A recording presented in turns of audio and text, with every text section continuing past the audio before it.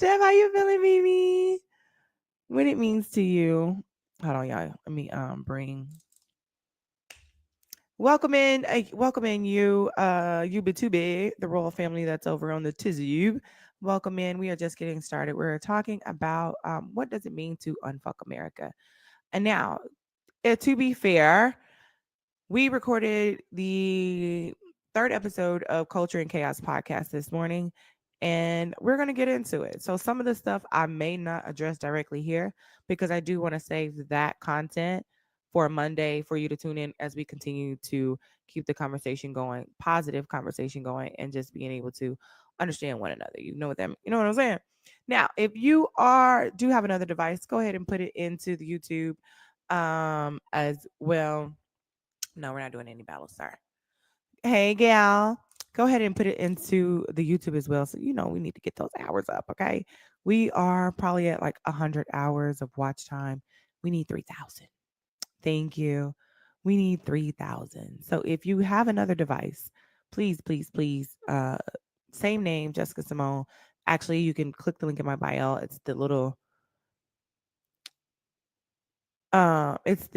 what's that called? Icon, and it'll take you right there. It'll take you right there, and this panel is open to everyone. We may be moving in and out. Twin! There come my twin in here, okay? Just a coca and us for twin in it. Hey, take me on a train and ride in it. Hey, how you doing, twin? How are you feeling today? Let me go in here. Let me go in here because I almost forgot that fast.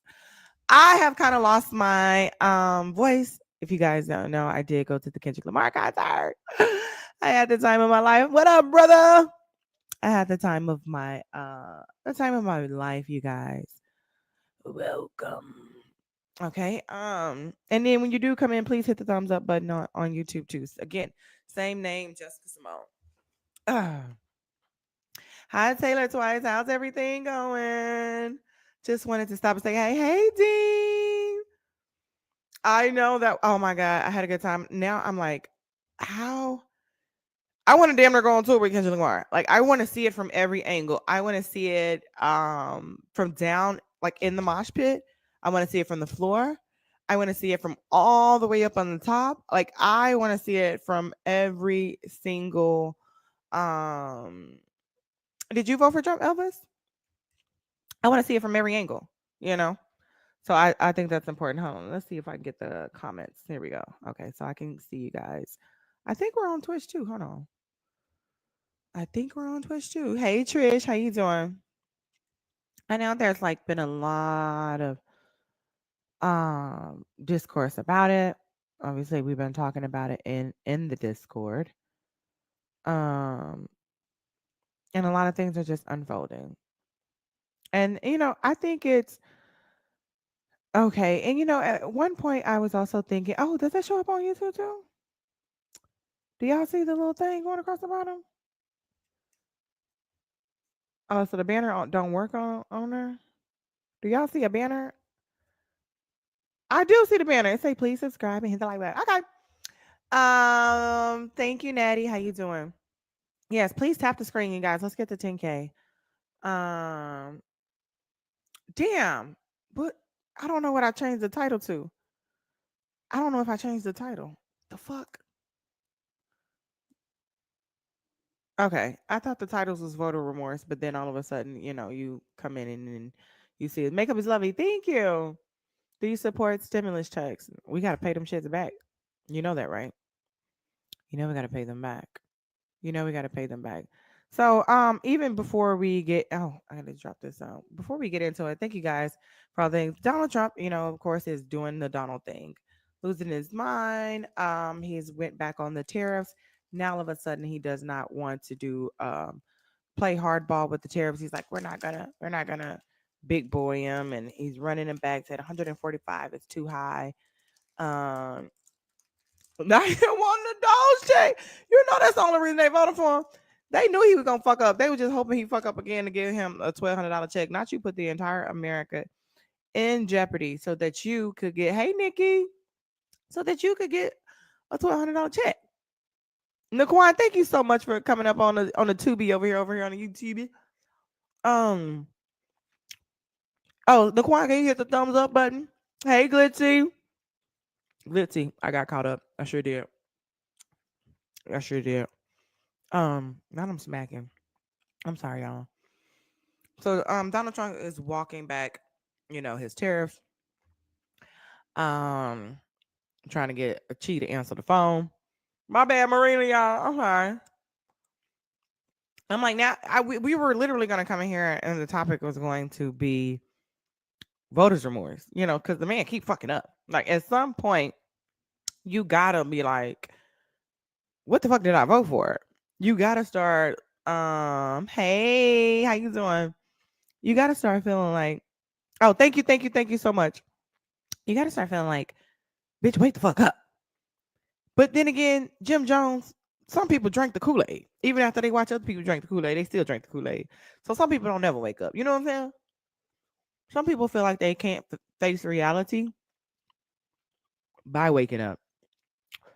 Because waking up means that you have to unpack all of that trauma. You have to walk back, things that you said. You have to apologize to a lot of people. You may not have much of a community. Thank you guys. I appreciate it. Um, well, I won't get those $2 eggs. You ain't getting, baby. You can forget about it. Santos get. Hold on. Who is George Santos? Who is George Santos? Not me being a hold on, what?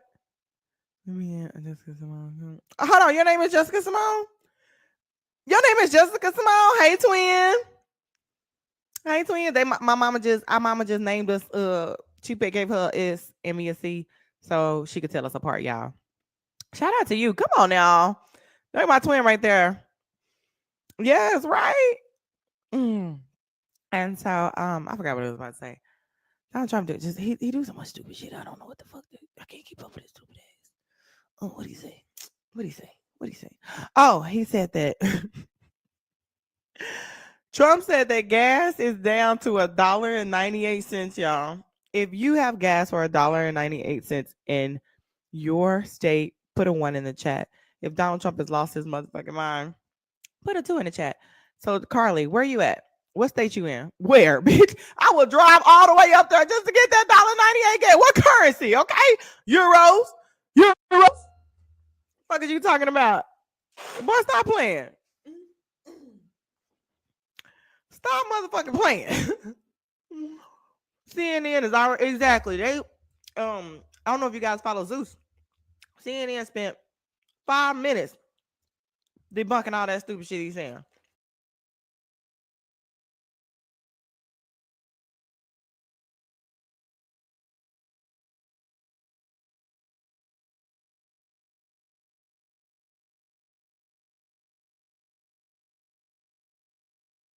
Pay my taxes yet because y'all say your daddy's supposed to get rid of taxes. Better get what American year? Okay, gas ain't been $1.98 since 1998. What is you talking about? What is you talking about? Then he said. Then he said, I'm still waiting on. I'm waiting on it too. I'm waiting on that 5K check they said he was gonna get. You ain't heard nothing else about it. They don't even talk about it. Hey, Dewan. They don't want to talk about that though, baby.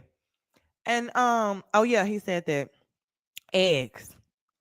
Eggs is down 98%. Eggs is down 98%. I don't think that man know numbers. Give me a sip, girl. I got you. You know what I'm saying? Sharing is caring. Oh shit! I almost knocked everything down. Baby, the lowest I can find is Mississippi. Oh yeah, they already debunked that. Slurp that drink like that. I know, right? Yo, it's this is mixed with ASMR sounds, mixed with a little craziness, a little edutainment. You never know. He don't grocery shop. I'm talking about. Not only do he not grocery shop, he don't know numbers. Pass the drink on the left hand side. Pass the drink on the left hand side. I can't be a Mavs fan if they didn't got rid of Luca. No, I have to be. I was born in Dallas. I do love some ASMR. Steph, I be wanting to do ASMR, but every time I do ASMR, somebody pay me to stop doing ASMR. Somebody pay me to not. They I like ASMR, but don't nobody in here like ASMR. Look, Taylor, we hate it. But I do love some ASMR. You never know. I bought 1 dozen eggs today for on a military base, and that's 425, and that's where it be a little cheater. I mean cheaper. I don't like it. I know. I said don't nobody like it. I have to do it for my other page. I wait late at night, y'all. Everybody be sleep. The rest of the royal family be sleep, and catch these people who just be up looking for some ASMR. And cheater, he definitely a cheater. Okay, you like it, Keisha? Let me get my backup page in here. I am Jessica Simone, so that oh, I can make a comment from over here. I'm tripping. Let me see. Follow me here. That's me. That's my backup. I use just everybody can go to the PX. Baby, the PX be having it for the low. Okay. So I'm gonna like Creneg. You know what I'm saying? Get a dozen eggs last Monday for I was shocked to get a dozen eggs last Monday for $1.99. Where you get them from? Even if they was $1.99, that still ain't 97%. They said that if it went down, because then he said 89%, the numbers kept changing. The numbers kept changing. What up, Hector? How you doing? Definitely like he said the eggs went down 89%. But she said you had to have a coupon. A coupon. Um, you had to have a coupon. I just want to say mm, mm, mm. Hector got time to be in here, but not text back. Oh, Jordan. Jordan, you heard. He ain't getting no eggs for no $9.99. I know a lot when I see one. I know a lot. He said, baby, we had an Easter egg hunt up here. We had hundreds and hundreds of eggs, okay? Just seconds ago, how you doing today, Hector Love? Thank you. Yes, we recorded um another episode of the Culture and Chaos podcast, which is coming out on Monday. We do dive into the Unfuck America tour. So even though we're talking about it, I'd love to hear anybody's opinion. What does Unfuck America mean to you?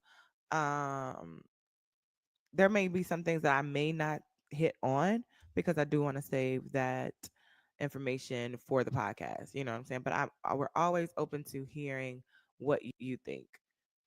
Hey, thank y'all for yes, and everybody could give me a follow if you're not done. So tap the screen. Let's get these shares up. We're at 25 shares.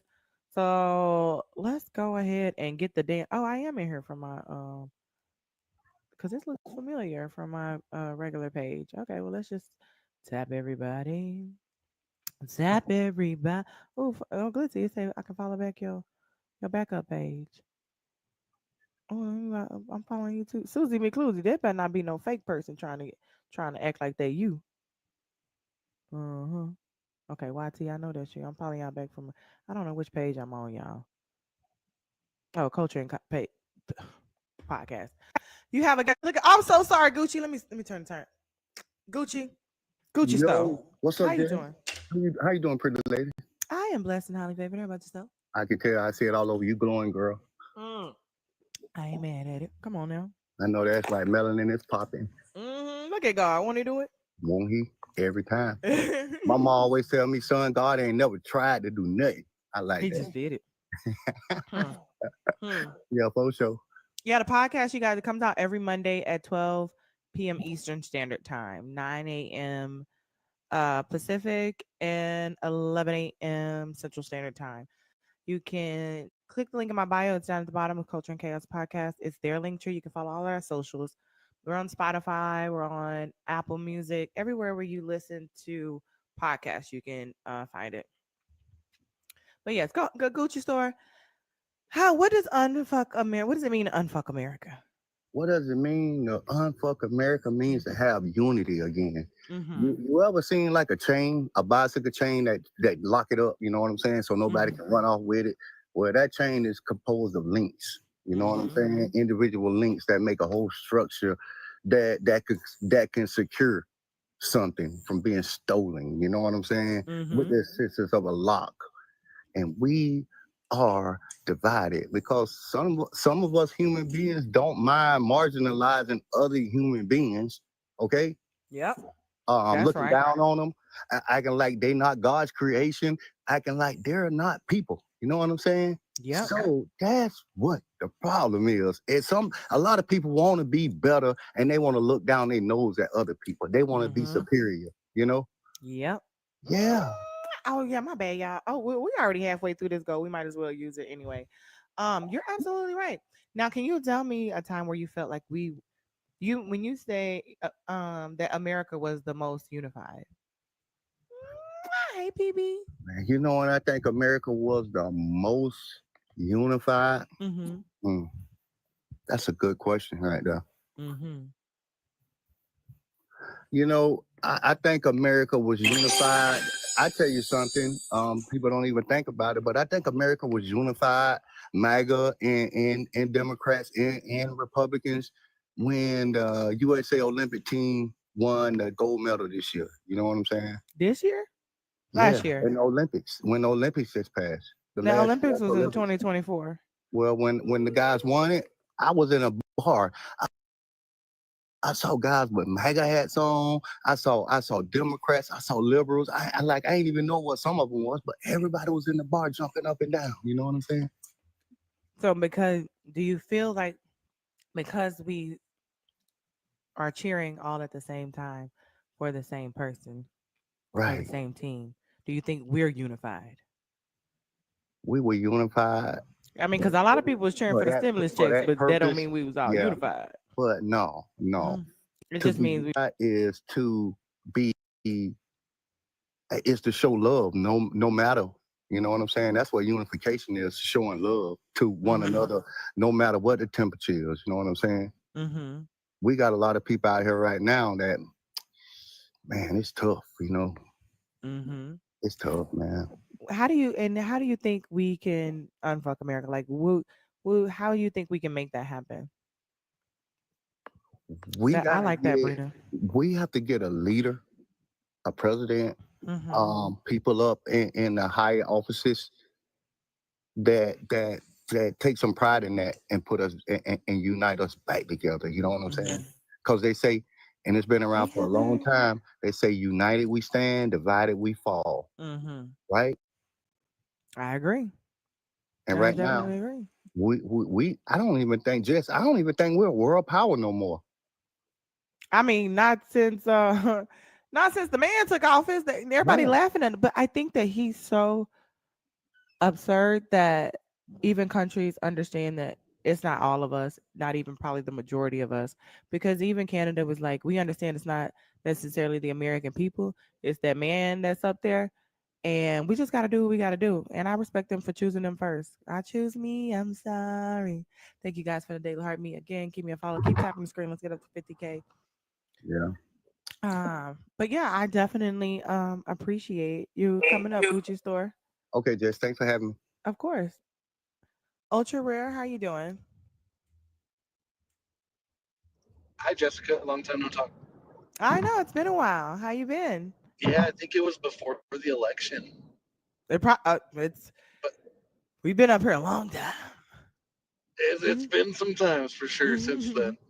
But just to answer your prompt, how to unfuck this country, we need a president that takes office with a backbone, and during the State of the Union, the thing that bugs me about our Congress is they're so divided. They sit on the left and right side. If I was the president of the United States, I would ask them to mix. Because just like what the last gentleman was saying, united we stand, divided we fall. Mm-hmm. What kind of message would that send to the world, to Mm-hmm. China, to Russia, if they've seen Republicans and Democrats sitting amongst each other? Mm-hmm. So, if I were president, I would challenge them. I would ask them. I wouldn't demand, and the country would see who would be the ones that are willing to work together. Right. I agree. And I feel like, you're only as good as your leader, just as Yeah, or your your weakest player as well. And if your leader is, advocating for that divisiveness, then they're gonna follow along, just considering the person who's one isn't this in power, who's ahead of them, who who they adore. So if he is advocating for that, that they're gonna fall in line, and that's just simply what it is. Like even all of his two sentences on his agenda 47 was get rid of the woke Democrat, get rid of Democrat Republicans, do this, Republicans will do that, and then like you can't even say Happy Easter without calling out lunatic Democrat leftists or whatever the hell. So I think they just fall in line, and it's because we don't have a good leader. Yeah, we That's need what a it all strong boils down leader. to. Yeah. Like with the Latino vote. I'm a Latino man, and I'm gonna be honest. Latino men are misogynists. That's what I was gonna They, ask you. Like, what I of course I have my own like theories, but I was gonna ask you why do you think that is, and is that um, in the they come culture? from yeah. So their culture is socially conservative. Mm-hmm. They believe that the man is the provider, that the woman is the one who should be maintaining the home, cooking. Mm-hmm. Very old school, and so they come to this country. Many of them are first generation. They don't know the history. They Mm-hmm. don't know that they sent Hispanic and black boys up that hill in the Vietnam War, Mm-hmm. Hamburger Hill. They don't know the history of that. They don't know what Cesar Chavez had to fight for, what um, black people had to fight for. Mm-hmm. They don't know the history. They come to this nation and then they see somebody like Donald Trump who just says simple buzzwords that are catchy. Mm-hmm. Make America great again. We're going to lower prices. Simple things for simpletons. I'm going to call it. Mm-hmm. Uh, you know, it's misogyny, Yeah. and that's what it comes down to. I know many Mexicanos that they won't even let their wife work. That's what I was about to say. Some that come here and they're women who are working. How do they feel about that? So Mexicano women, they love working. Look at the Mexicano women on here that made the video bombs. They're Mm-hmm. setting themselves up to become millionaires. Yeah. And this misogynistic mentality that we have in the Latino community, it's just so detrimental, and it's a detriment to Mm-hmm. our culture. And you know, that's not to say Mexicano men or Latin men aren't good people. They're wonderful people. They're strong, family-oriented human beings. They work hard. Most of them are honest. They wouldn't be that way if it wasn't for the Mexicano woman that took care of them in the home and brought them up that Facts. Facts. And way, that kept them fed, I get clean clothes. I'm sorry, no. Go ahead. Go ahead. but the Latino community, we have to do more.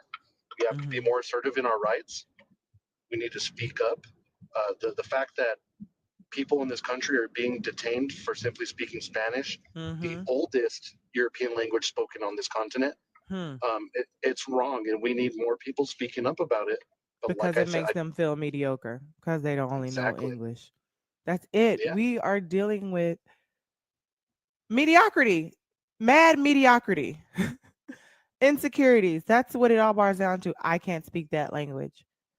I was in So, a black panel, and they told me, where are you guys? What have the Latinos done as of late? And they pointed out 96% black women voted for Miss Harris. The black men, wasn't it 92%, somewhere around there? black women 92, and black man 76. Still, still a lot Mm-hmm. more than what the Latins have did. And You can literally say 9 times out of 10 that black woman probably voted for Kamala Harris. yeah, Mm-hmm. and it should be more like the numbers when Mr. Obama was president. Yeah, and it's But definitely misogyny.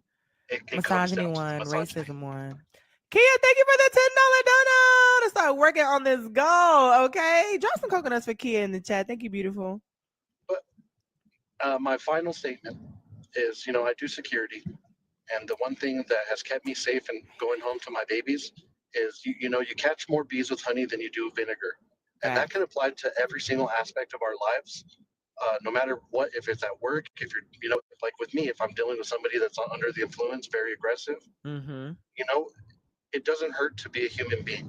Facts. And I've been doing security 5 years now, with this company 3, and I have not had to put my hands on anybody. Mm-hmm. I've been home. You catch more bees with honey. We need a leader that has that mentality. with And the I think world and with ours Americans. could have been it. Women are more communicative, more emotionally intelligent for the most Yeah. part. Well, And with that, I land my plane. Great talking to you, Jessica. thank you so much. We appreciate you, Ultra You Rare. take care of yourself. You be safe out there. Thank you. And you do the same. Thank you. Thank you, Amanda. Topping off that goal for our first gift goal for tonight. Thank you, Amanda. Thank you, Nikki, Naquan, Steph, Hector Talks, and Susie. I appreciate you. Give me a follow if you're not done. So, you guys, please, can we tap the screen? Tippity tippity tap tap. We're still in the 20 somethings. Can we get up to 50K, please? I would definitely appreciate it. It helps push this live out so we can be able to have these particular conversations with one another that are need to be had. Hey Ronald, Michael, how you doing today? Well, let's get our Doing all right. I'm hanging in there. I want to say thank you for allowing me to come up. no problem. Uh, I live in Washington State where they punish people by racism.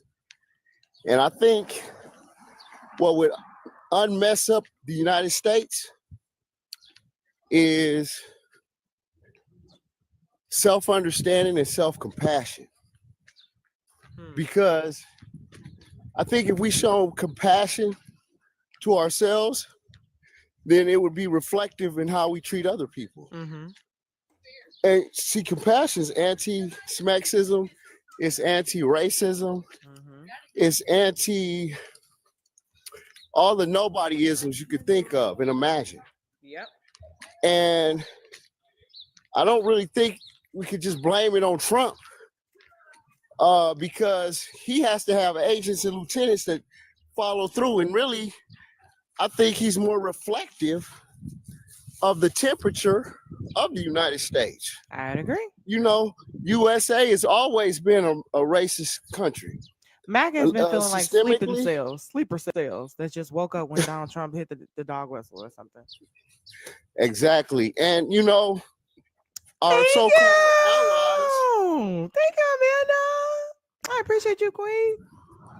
I know as many of our allies get brittle when we talk about our racial pain, and that's not supportive. Mm-hmm. That's not compassionate, and that's what we deal with up here in Washington. I know it's got a reputation as a state that celebrates diversity, but you got to understand it's like Christmas time. That diversity is just trappings on the tree. Mm-hmm. But if you get to the roots, ain't nothing about silver and gold is at the roots. It's straight racism. And what's cold-blooded is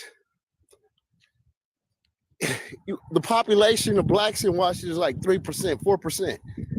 And I could just imagine. Oh, I'm so what sorry. it's Taylor, like. thank you for the $5 to unfuck this goal right now. Thank you so much. Go Yeah, ahead. let's get out of the 300s real quick, you guys. Thank you, Taylor, for adding 500. Drop some coconuts for Taylor in it. Taylor in the chat room right now. I want to land with, I understand why many people of color and even white people refuse to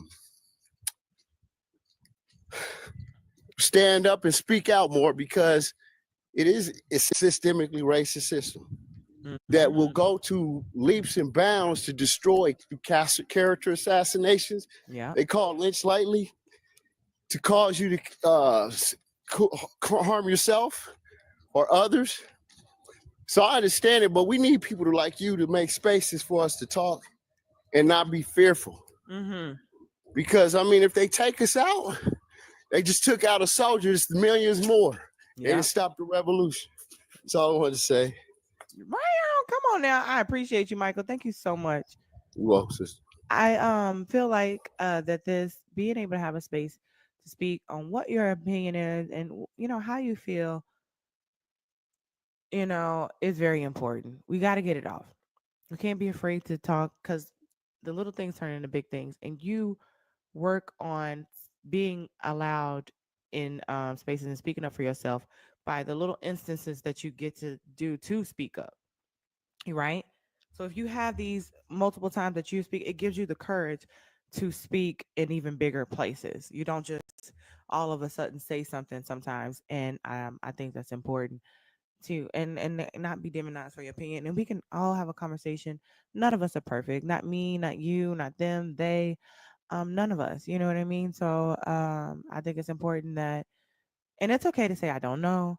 It's okay to say, I'm shit. I'm just in it for me, or because when the people come up here and say, I'm misogynist. I don't like women. I don't think women know what shit can run, or whatever the case. We appreciate the honesty, and then we can talk from there. But we gotta hold that space for each other because it doesn't allow you to completely develop, be who you are. People get defensive when they're subconsciously guilty. When white people freak out about racism, and I would have to agree. I would have to agree because sometimes you got to ask, why am I getting offended by a question? You know what I'm saying? And sometimes it's because you already feel that way. You already said it to yourself in some type of way. But it's okay, and it's still okay. We can still talk about it. You're absolutely right, Heather. Absolutely. Yes, you guys, we're at 76 shares. If you guys don't mind sharing the live and getting out here. What up, Chris? How you doing? How you feeling? Chris was also there as well, you guys. Nicole, how are you doing tonight? Oh, I'm good. I'm sorry. I was I was trying to get the blagger to come up because clearly they love tokenizing the kid that has brain cancer, but their president that they voted for is talking about funding cancer research. So you're okay with him tokenizing a kid that he is willing to take money away from that can save his life and multiple other people's lives. Hmm. Make it make sense. How are you, Yep. Jess? I'm doing good. How are you doing, Chris? I'm doing well. I'm just glad you and Santana got the podcast thing going. You're very articulate and very well spoken, and I hope you guys keep it up. Thank you so much. Yeah, we just recorded another episode today. Thank you so much, Chris. I appreciate it. Everybody, all y'all support has been very, comforting. Thank you guys. I appreciate it. If you have not subscribed, go ahead and do so. We're everywhere that you listen to podcasts. We had a really good conversation today. We also dived into the Unfuck America tour, which I think was really, really good.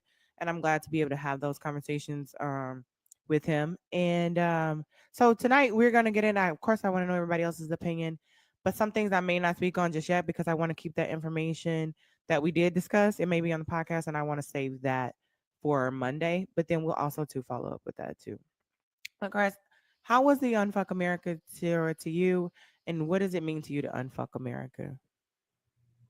Well, I mean, I can definitely have a different point of view, right? So I've lived right up the road in Houston for about 4 years now. And, Houston's been the weirdest that I've ever experienced, and Texas, as like in general, since Donald Trump became president, right? I was one of those 1,500 people. There's an article in the Houston Chronicle, right, that there's 1,500 people in Houston that got that message after Trump won saying, "Congratulations, Trump won. Please report to Plantation F." So like there I was. Wow. So like there I was at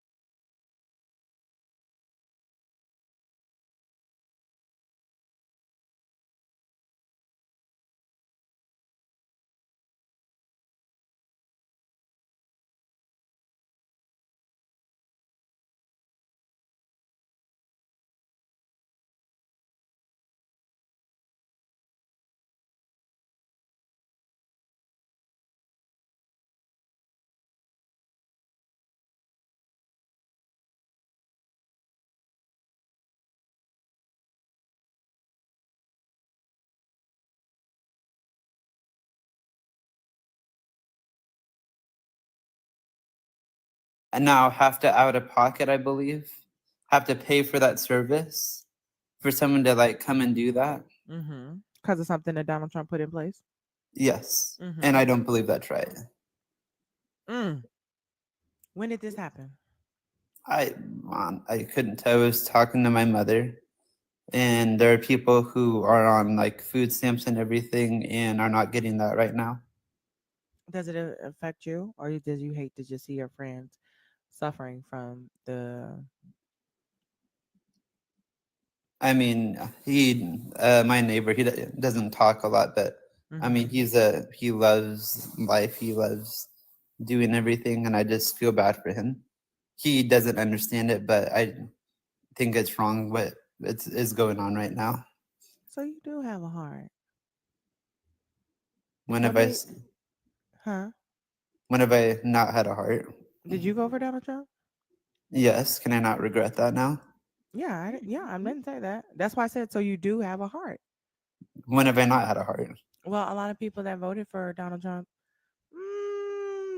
the verdict is still out. Okay. Mm-hmm. Do I sound like a horrible human being? And they don't. Some of them don't sound like a horrible human being, as until we start to really dive deep into the conversation. You know. Yes. So, And go ahead.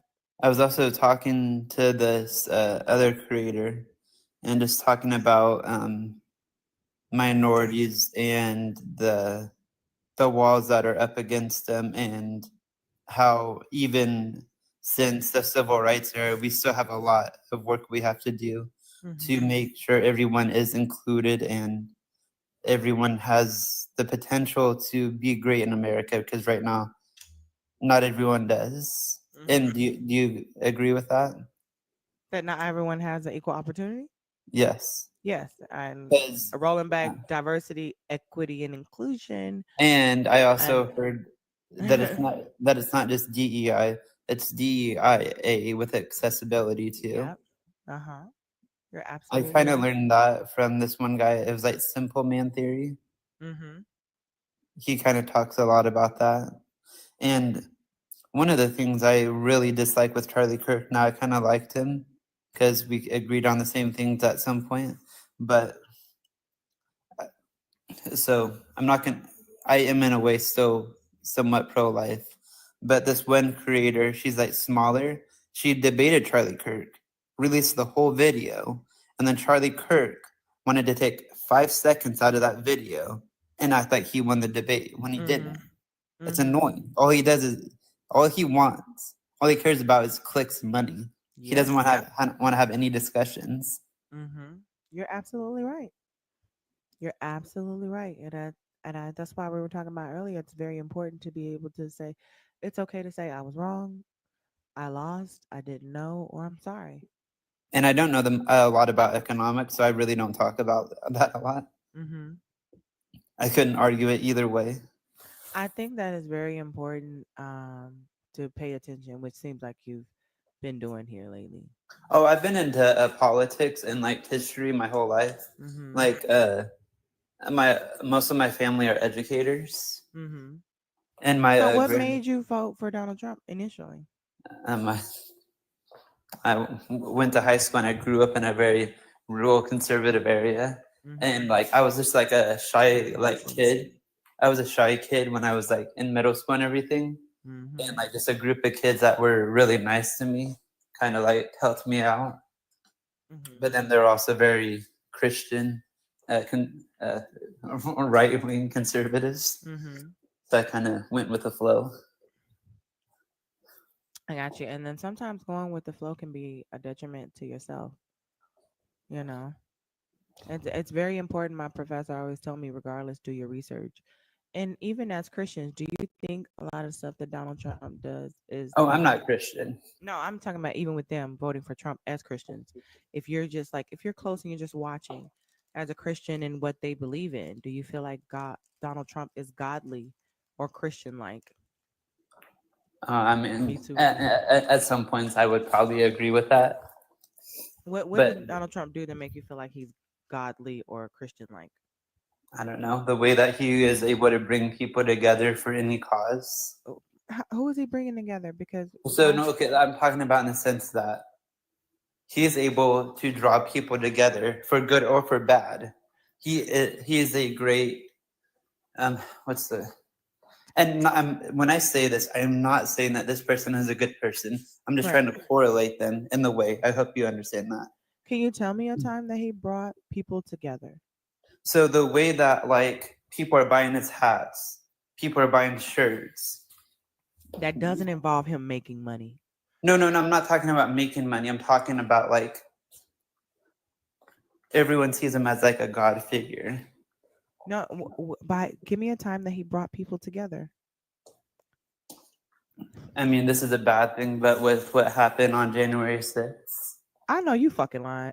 No. Drop some No. coconuts in the chat for E-Money. I'm not saying that January 6th was a bad thing, but the way that he's able No, it was to a bad say, thing. It was a bad thing. the way that he's able to say, go do this, and they do it is insane. That doesn't mean bring people together. That's like cult-like. That's manipulation. And that he has and that didn't bring people together. That just preyed on people's weaknesses to get them to do bad things. Jesus would never do that. God would never do that. He would never bring people together to go do bad things, right? No. So that wouldn't be godly. And one of the reasons I don't believe in a God or I'm not Christian is because when I was like 4 or 5 years old, I was in a really horrible car accident and I kind of messed up my brain. And I just don't believe he would let something bad happen to me. So if you're hanging around these people who are Christians, do you feel like they really believe what they say? Yeah, yes. Then why do you think they voted for Donald Trump if he does not do godly things or Christian-like things? That, you know, one of my friends, his family has a huge company that's like that's in different states, makes insane monies. So can y'all please stop the screen so we can get to 100K, you guys, if you don't mind? In a way, like he's gonna be set for the rest of his life. What does that have to do with God? I'm just talking about in the sense that, like, you're saying, why do they support him? No, I'm saying if you're saying that you brought the note that they were Christian, right? Thank you, guys. Yeah, they go to. I mean, some go to church. So why did they vote for him? I don't get it. Because even if they got a business, they still could be going down. Oh yeah, thank you for the $10 for it. You mean unite people over racism and bigotry? YMO about to be activated. Watch, choose your words wisely, Ty. Please, before I have to give you the professional YN publicity package. The professional YN publicity package is fucking diabolical. Drop some coconuts for Oya in the chat. I'm fucking hollering. Off the top of my head, could I say, do I know why they voted for him? No. But we know it's definitely not because he was Christian. So, and you said you don't believe in God for your own reasons. And if I were you and I had friends who claimed to be Christian and they voted for Donald Trump, who has been found civilly liable of sexual abuse, 34-count fraud, and dividing America as we speak, I wouldn't believe they were Christians either, or I wouldn't believe in whatever God they say they praying to, because I don't know who that God is. I mean, we know that, right? A lot of people who are Christians also do stuff that are not very Christian-like. So there's that. They ain't very Christian either. But you know what I'm talking about, right? Yeah. They do everything. They do everything. Oh shit. But yeah, that's one of the biggest things I kind of like noticed in the past week. Like, like, there are people who are not able, who need stuff and need these services. Yes. And it's wrong because they don't have a voice. Mm-hmm. And we're kind of taking that away. And yeah, I even have a video of this guy who's autistic and who was just having a breakdown and crying about the things that Donald Trump is ripping away. And I felt so bad. And like, this is what people are voting for. He said that he was going to do all of this shit. So I what did he guess say that you? Oh, you were just going with the flow. kind of, yeah. Yeah. And when you got up on different panels to just argue, was it just needing like some human interaction, or just wanted to talk to people? Like, what do you feel like your purpose was? If knowing that you were going with the flow and you didn't really know much about it, what would make you go up on panels to defend Donald Trump? I knew it was basically, and I'm not about it anymore. Basically, about earlier on about BLM and everything like that. 40. 40. Oh yeah, I already done started passing around the plate at 10. I'm fucking hollering. But I hope I'm not sounding disrespectful. I try not to be. No. Ty, you have quite a reputation because everybody was already like, I saw that too. Ty, what you be doing out here in these streets? I feel like you've been up here before, but I can't remember. Probably have. I've been around town. Oh, so you saying that when you go up on panels, was it just you needing a friend? Was it you? Oh just no. wanted to- I mostly talk about AB and my views they do not like. So, but that's not the reason you voted for Trump. So why do you? That's yes.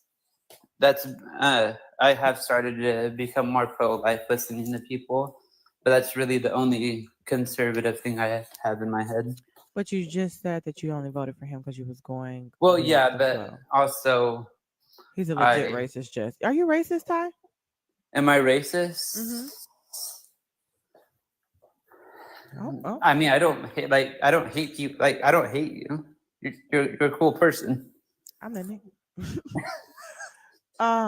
Do you feel like you're superior to me?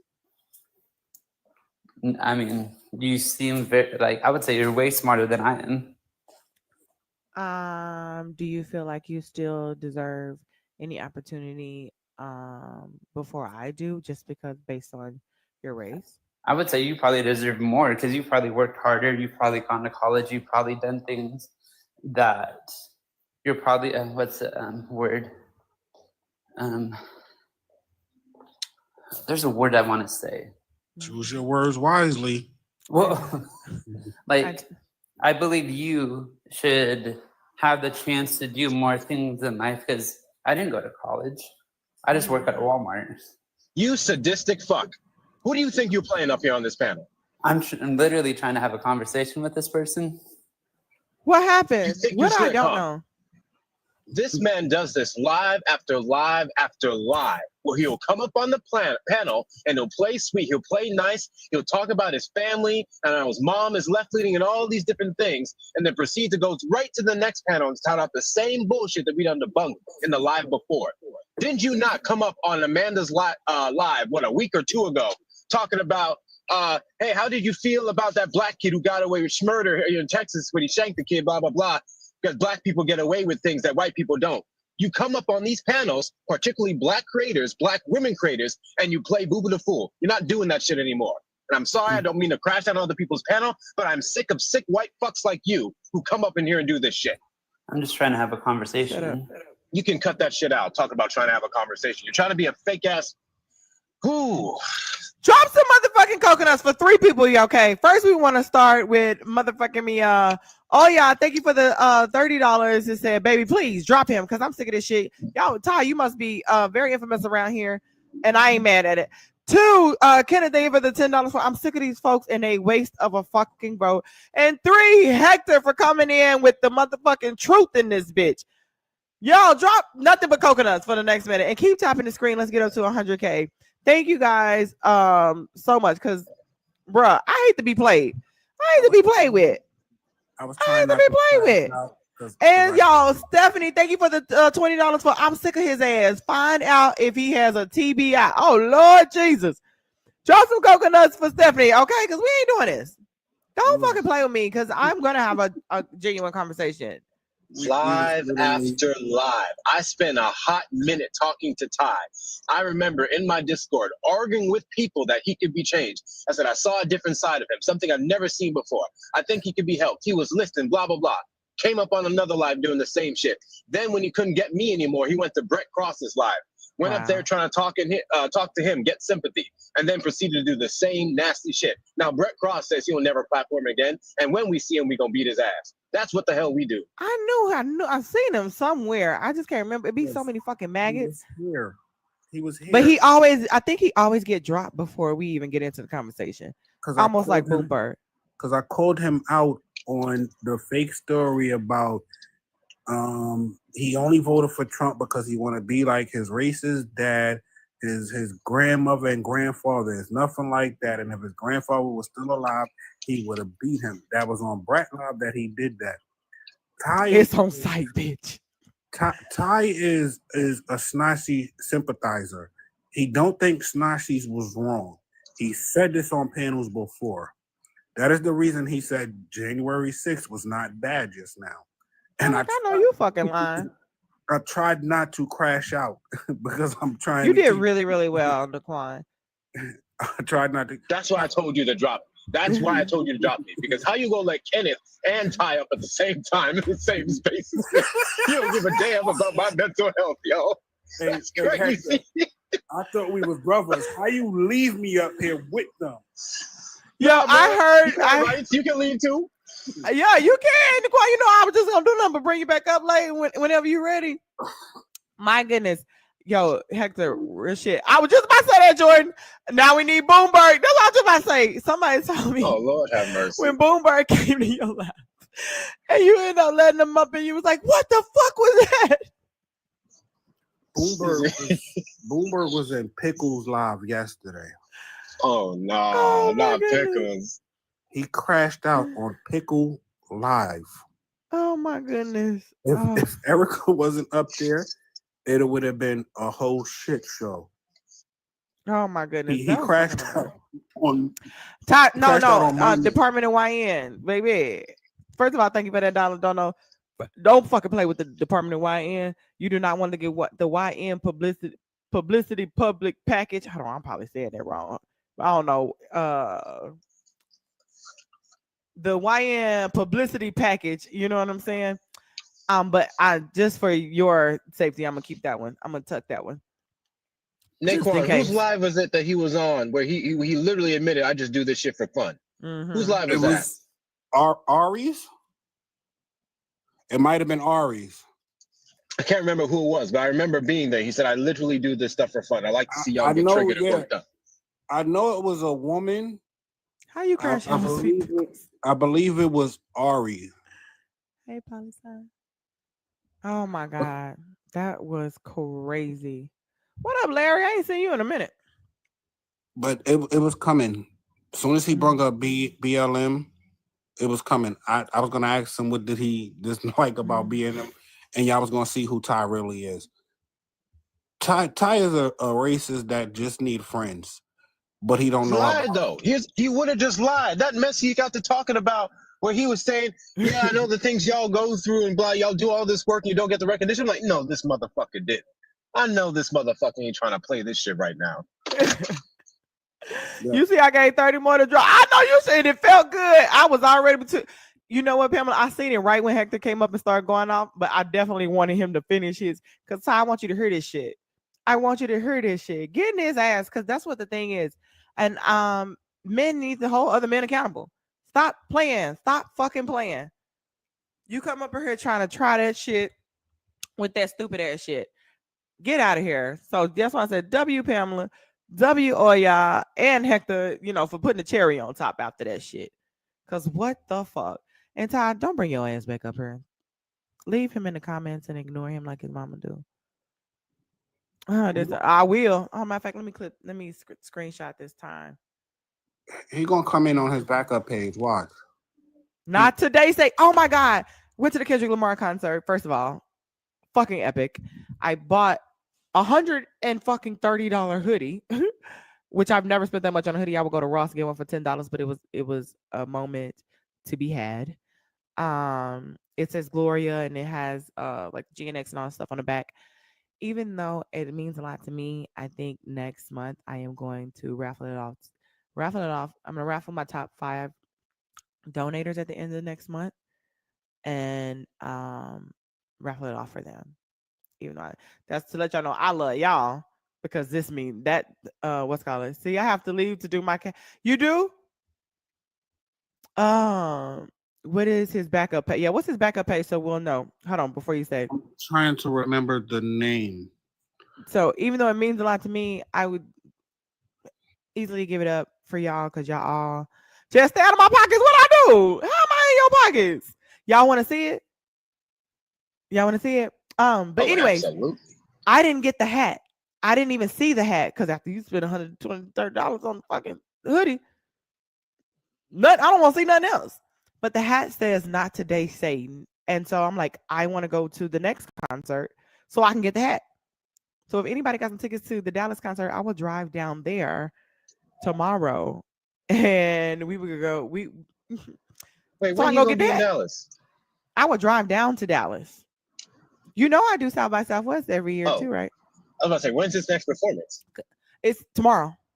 Yo, you do? Yeah. One, I do South by Southwest every Oh, year. I shit. was there for 2 weeks in Austin, and then two, the concert is tomorrow night. I'm going to St. Louis. Let's go, Freddie. It's gonna be lit. I ain't gonna give up nothing, but it's gonna be lit. It's going to be lit.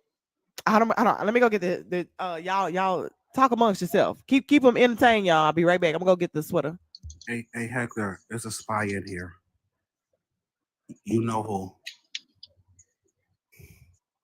I do. SpaceX.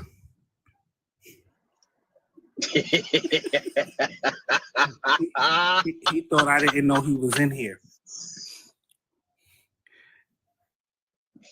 Hey, you ain't shit, Nicole. Manny, I know you in here, Manny. Say hi, Manny. I am a mod. I can see everybody that's in here, Manny. Yeah, I've about had it with these 7-day Democrats, man. Y'all remember Chris Forbes? Yeah. You remember Chris Forbes, Naquan? Yeah, he's supposed to have this man. 9 damn days. 9 damn days. He talking about, oh yeah, I decided to change over, and I realized they are my ways, blah, blah, blah. Started circulating our lives, being friendly, debating all the shit we do. Then after them 9 days, he talked about, yeah, I'm voting for Trump again. Like, what? Yeah, it was a grift. You're not dealing with no more 7-day Democrats, bro. Okay. See, it says Gloria on the front, and it's good material. This hoe is heavy, y'all. Oh, let's go. And then on the Oh, nah, that's fire. mm-hmm. Right? That's fire. Grand National Tour say on the back with the GNX. What is that? It's a Gloria on the car too. And this is kind of like what the theme was of the concert. Yeah. Yeah. Now you got me trying to find a way to get to Dallas tomorrow night. Right? Hector, if you find us some tickets, come on. Where you need to pick you up at the closest bus station or something? The purple pennies or the purple and black 14s were killed. Okay, baby. It's actually blue. I know it probably look a little purple, but it's actually blue. They got that Say Luther. They had one that I should have took some photos of like all the merch. I would have known that I needed that Not Today Satan hat. That hoe was fire. And they was like, some girl was like, I'm gonna wait till after the tour is gonna go on sale on the website. Bitch, the website is sold out. And I'm not gonna wait for after the tour. The website, so I want to be in the experience. And I don't want to let opportunities and moments pass. These memories mean a lot. They're priceless. You know what I'm saying? Fucking priceless. All right, I'm going back to be calm now. I'll show Okay. up. If you can't get the hat, I'll send it. Oh, yes, I do, Freddie. I do. I fucking do. Cause when is yours? What's your date? I do have a Addie message me. I will definitely send it to you. Matter of fact, let me make sure. I'm following you. Oh my goodness, yes. Don't raffle your hoodie. Don't raffle it. Dad, I would just let y'all know that's how much I be loving y'all. You're right. I'm gonna keep it. Because I was like, I want to do something for you, and we have so many moderators. But I definitely want to do the people that show up the most or always support me the most. So I'm like, and then not just the first person, the second, but like if I raffle like the top 5 or top 10, and give them something. Because Steph, I know I gave you a gift card via email, and I was like, I don't even think she know how to look it up. It's probably still sitting there. I love y'all. E-Money! Hey, Phyllis! Elena! Elena, I just want to let you know that I love you, beautiful. Okay? Drop some motherfucking coconuts in the chat for Alina in this bitch, okay? Send an emoji card. Okay, send an emoji card. Hey, Money, how you feeling today? Oh, today was a lot. Today Oh, has what been happened a today? lot. But it's You ain't went to work? Touch I got no damn job. again? I know what I'm saying. So what you do? It's just a lot. She a part of the 92%. That's a full-time job and overtime. It's I just a lot. don't know how. All you gotta do is withdraw your money. That's easy. I just, oh my God. I just came here to mess with Hector because guess what I got to do on Tuesday? I got to meet Hector. Hold on. Again? Oh, Just no, on at the Tuesday. thing. Goddamn, Jess, follow along. I'm here. My bad. Caught up. He ain't no. It's been a long week. The fuck? It has been a very long week. No, I saw someone in the chat say that they love Hector. They said, "Love you, Hector," and I was like, "Yes, I'm good, but thank you. honey." Okay, so you can okay, no worries. You can decline it, Alina. I try not to add people from the what's that called, from the chat, because when they want to come up, they'll come in the box. Yeah, Because sometimes I go in places, I'm like, hey, I'm sitting on the toilet, or thank you. I'm laying in the bed. Bitch, I don't get my pussy ate. No, I'm just kidding.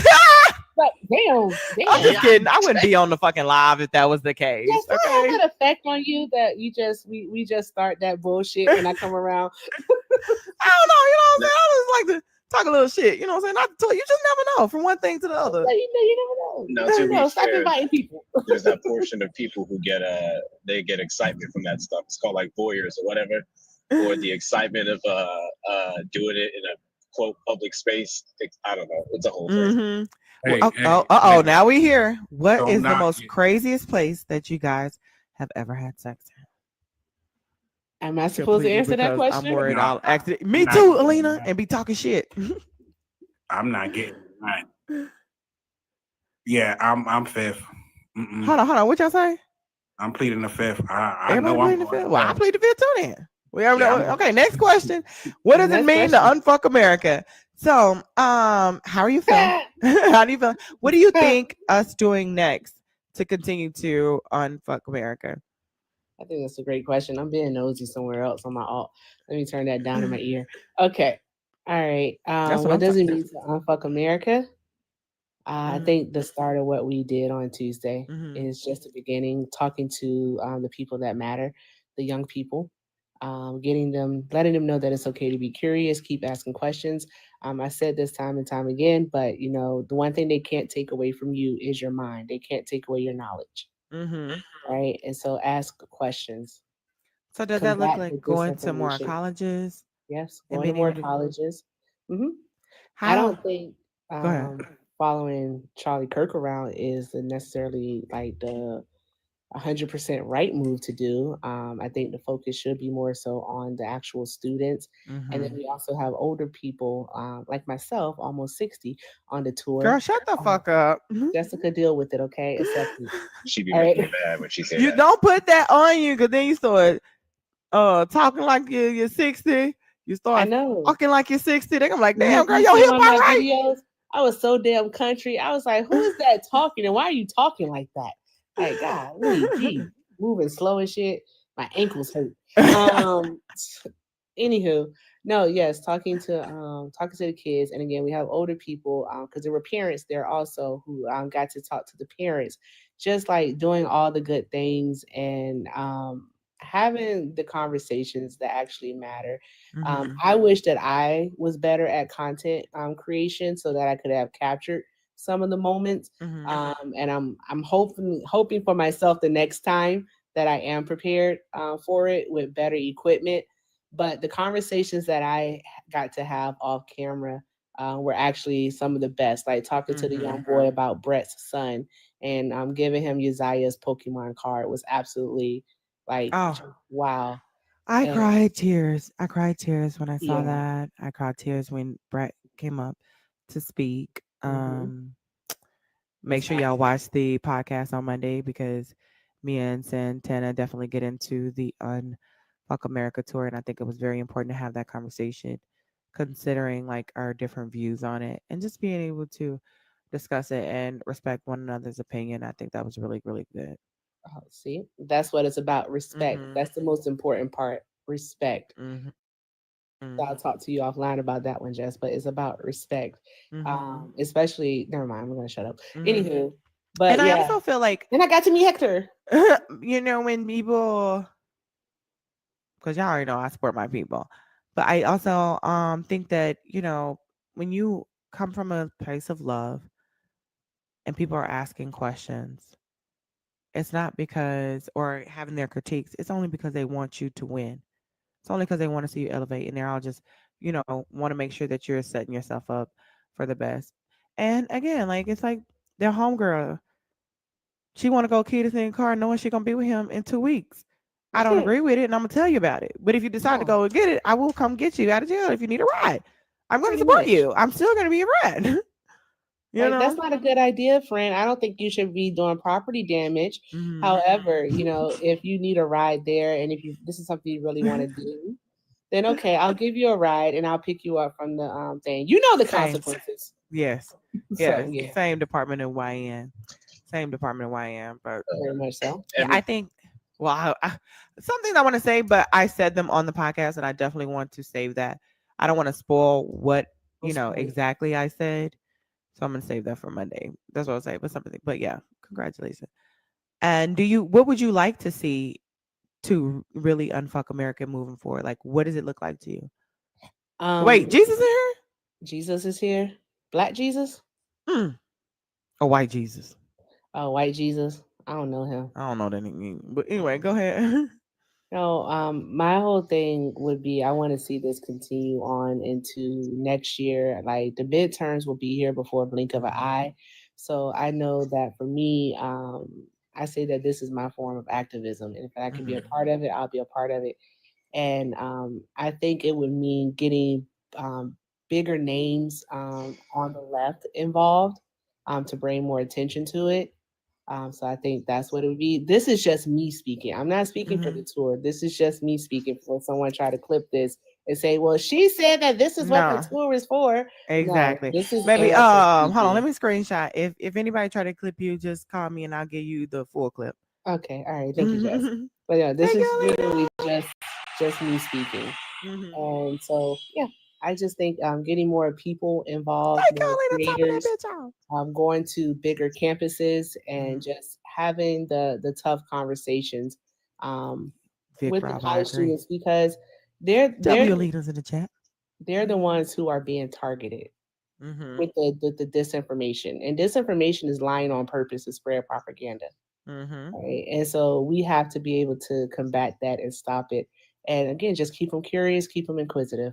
It's okay to ask. So does that look like going and doing it like the same way, but just not with Charlie Kirk there? Like, what would it look like to you? No, for me, as mentioned earlier, for me it would be more so just not following him around or anything like that. Just going to different campuses and we don't chase no lightning. Yeah. Hey, Joy, girl, go with that. Amazing Grace just extended her subscription for 3 months. Drop some coconuts for Amazing Grace in the chat. Thank you, beautiful. Amazing Grace, I sent you a link in our messages on Discord. I don't know if you've seen it. But yeah, I'm very proud of you. Because sometimes it's those conversations that you do have on the side that make a difference. Yeah. It is. And so I think I just got to get better at doing the content creation thing so I can actually capture those moments. But it was just so organic that I was like, fuck a camera. Yeah, sometimes the moment is more important than the camera. Like that's already an idea. It's okay. Like if you have it there, fine. If you don't have a camera, I mean, if you have a camera, that's cool. But like if you don't, you still want to have that moment. You don't want to look like, thank you, Jesse. You don't want to be that and person. Not everything is for TV. Right? Yeah. Some shit just happens. And that makes it more genuine. Yeah, exactly. Like, are you grifting? Are you clout chasing? Or you really want to change minds? Exactly. And like, I really want to change minds. because my son is 11 and they are targeting children as young as 9 years old on the internet. Like, especially little boys. They are targeting them with this red pill ideology, with this misinformation. It's just really awful how it's happening. And it's like, for parents, we got to catch them like that. Like, we just got to catch them. And, that's why with my son, ever since he was, 2, hey, it's okay. He could talk. It's okay to ask questions. If you don't know something, all right, if you don't believe something, or you just want to fucking question it. It's okay, no matter what anyone says. But not all parents are like that, though. True. If it was my tour, I would do it more as an information style thing instead of a debate, because most people not gonna want to come up to debate. No, they had a lot of people wanting to come up to debate. Now I got an idea of what I would do, but I need to find a man with the money, okay? Because then first of all, you will show. I need a sponsor. You'll show up, and I'm like, bitch, that's my motherfucking idea. I know you playing. You know what I'm saying? Then I'll be ready to fight. We can't have that. For other reasons, I need a sponsor, but I need a sponsor. You need a sponsor. Yeah. I need a sponsor. Even though Erica be lying, y'all, it was a pleasure to meet her. She really was, camera or not, pulling students to the side, having conversations with them. I love that. Also, she really tall. Yeah, she's we're the same height than me, but she tall. How tall are you, Hector? Hector like 5'6". Oh, you lying? Hey, easy on us short kings now. Who said Hector like 5'6"? Was that you, Eagle? No, hold on, Naquan. What do you mean us? Sponsor just 2025, baby. I have some ideas. But Greg, I know that's right.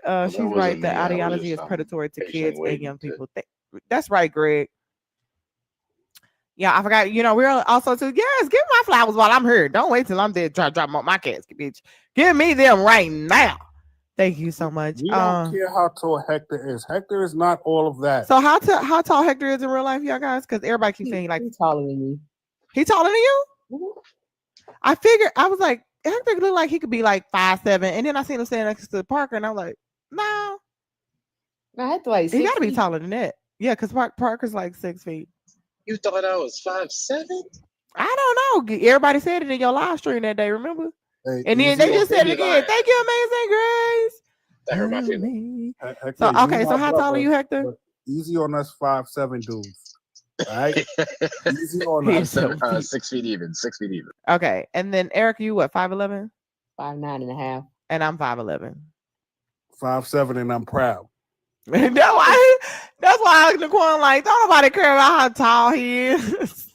I'm 5'10", if that means anything. Hey, listen. Come on, 5'10". Yes, let's bring Eagle into the. Y'all keep tapping. Who was at 1111? Come on now.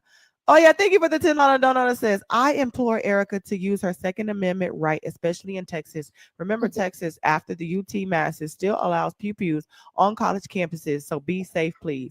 As always. Because I feel like our safety is what was the most concern, especially as African Americans. It's easy to blend in. You know, when you're white, you can just be like, I vote for Trump if it get a little rowdy. But they see Negroes, and it's easy to be like, I know you voted for Kamala, because 9 times out of 10, 92%, you know what I'm saying, you probably voted for Kamala Harris. I never felt unsafe. Like Chris, Chris G. Come on, 6'3".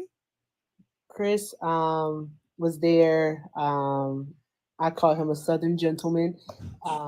It's like everyone was just so nice. I never felt unsafe.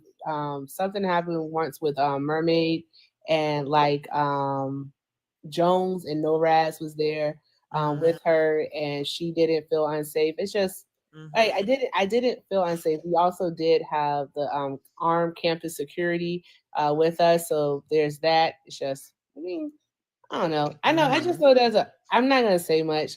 I'm just gonna keep it cute. Keep it cute or keep it on mute. Like, guys, I know why people are upset. I'm not even gonna speak on it. I know why they're upset. I get it. I do. I get it. The main mission of this, though, is to just get out there and talk to the people that matter. That's all I'm gonna say. Just like we're gonna talk to the people that matter. That's it. Mm-hmm. Yeah, and well, what I want to say now, just make sure you watch the podcast on Monday because that's what I said.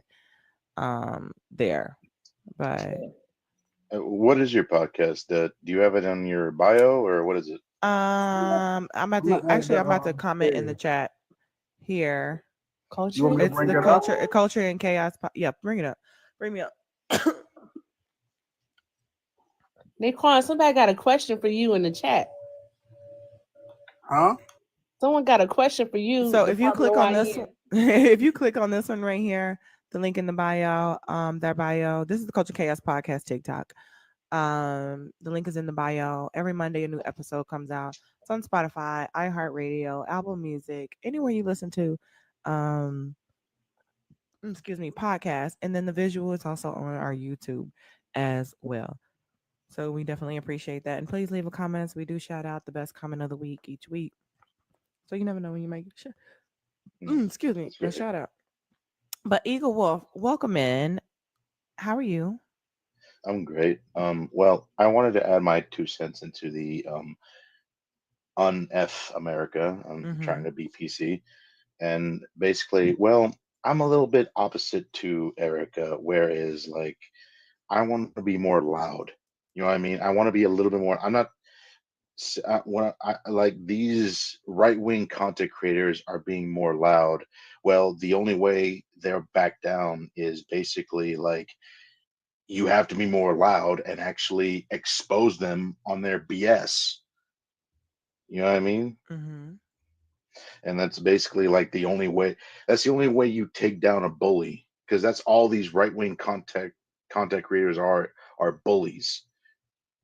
And the only way to get them to actually show their true colors is to be a little bit more loud and actually be upfront with them.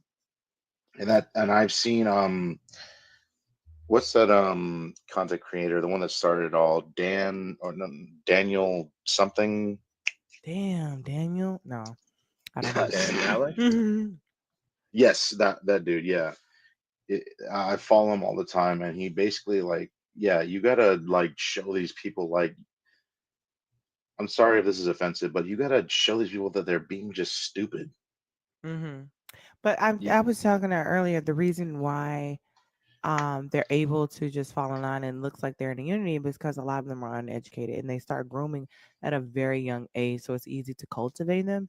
And then here on the other side, we're like most of us are a little bit more intelligent, more critical thinking, free thinking, owning our Absolutely. minds, speaking our minds, and they don't get to do that. They only get to regurgitate what was stuffed down their throat, and it's which is all they do. So, and you have to be some type of crazy to try to demonize people for being woke, to Yeah. be aware. That means you're asleep.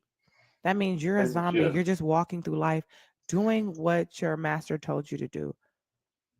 You Yeah. I have mean, to be some even type of delusional.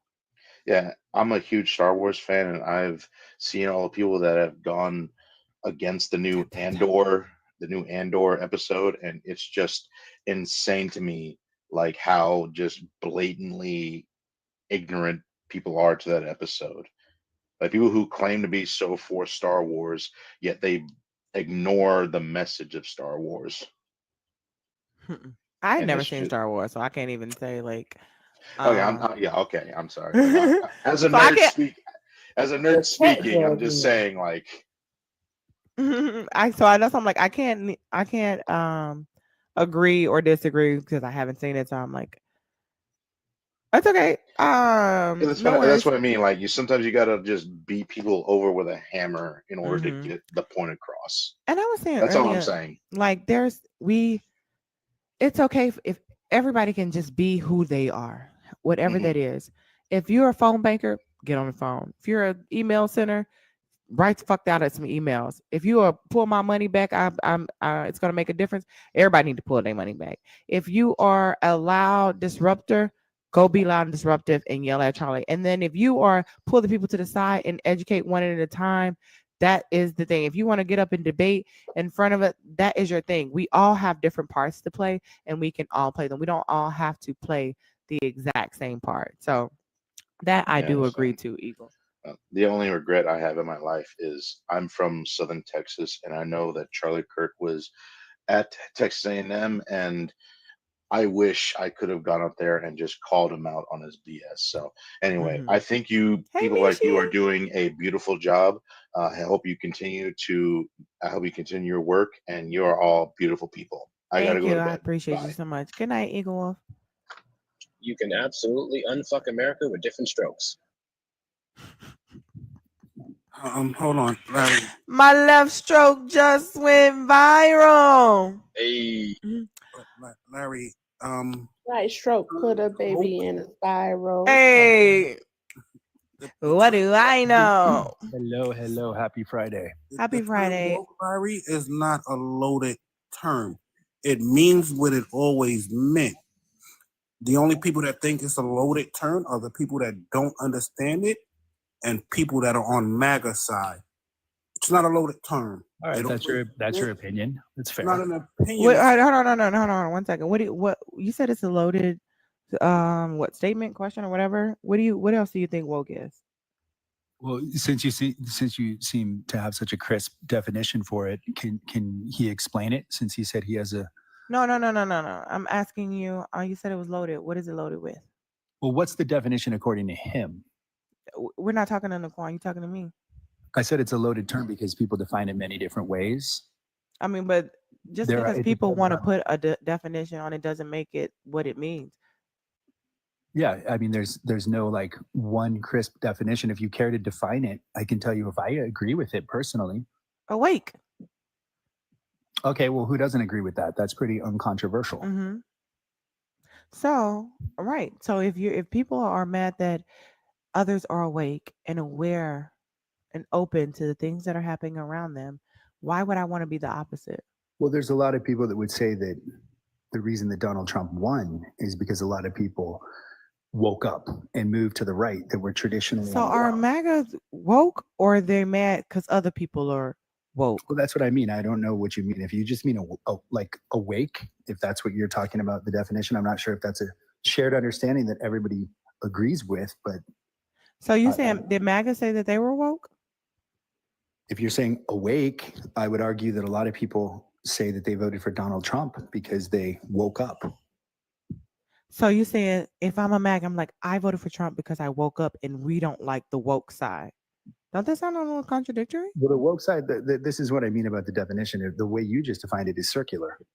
Okay, so what definition have y'all put on it that's not? Because even from African American English used since 1930s, earlier to refer to awareness of racial prejudice and discrimination, often in the construction to stay woke, to stay awake, to stay aware of the things that they are trying to do to us, the policies that they're trying to pass, the racial injustice, the gerrymandering, the redlining, all of that, to be woke and be aware. Why is that a bad thing? I never said that definition was a bad thing. Okay, so we do agree that that's a good thing, right? I agree that's a good thing. Okay, so what other woke is there other than that one and to wake up, open your A lot eyes? of people associate it with cancel culture, a lot of things that have happened over the last few years that are relatively Larry. new that don't have anything to do with what you're describing. Does that Larry. even make sense? No, does that even make sense that to be woke is to cancel culture? Well, perhaps you disagree with how a lot of people define No, it. That's no, why I said it I'm was loaded. asking you, does it make sense to you That woke is associated with cancel culture? that woke define when you're making a definition of wake means woke means to cancel culture. Does that make sense to you? Sorry, somebody just rang my phone. So I don't think that there's any singular definition of woke that people agree on. I think No. a lot of I was people define asking, it. does that make sense to you? I'm sorry, I missed it. I gotta Being get on. woke, does being woke means to cancel culture? Does that make sense to you? If it's associated with cancel culture, I don't like it. If it's So that's associated because it don't make sense, right? You're No, woke because you cancel culture. Like, what does that even mean? That's like So- two cancel culture, different. Again, this is why it's a moving definition. If you care to define it, I think people can either agree to disagree with the particular definition. Now we do have the Department of YN here in tonight, Larry. I know it's been a long time since you've been here, but That was fast. the Department of YN says, "Bye, Larry. You mayonnaise troglodyte. Please find you something safe to do." That was me calling. She said that was me calling. I'm fucking calling, not you calling that. Drop some coconuts for all y'all in the chat, baby. The Department of YN is not playing. You do not want the publicity package, okay? Drop some coconuts for all y'all in the chat. Oh, y'all is not playing tonight. Mishi, how are you doing, beautiful?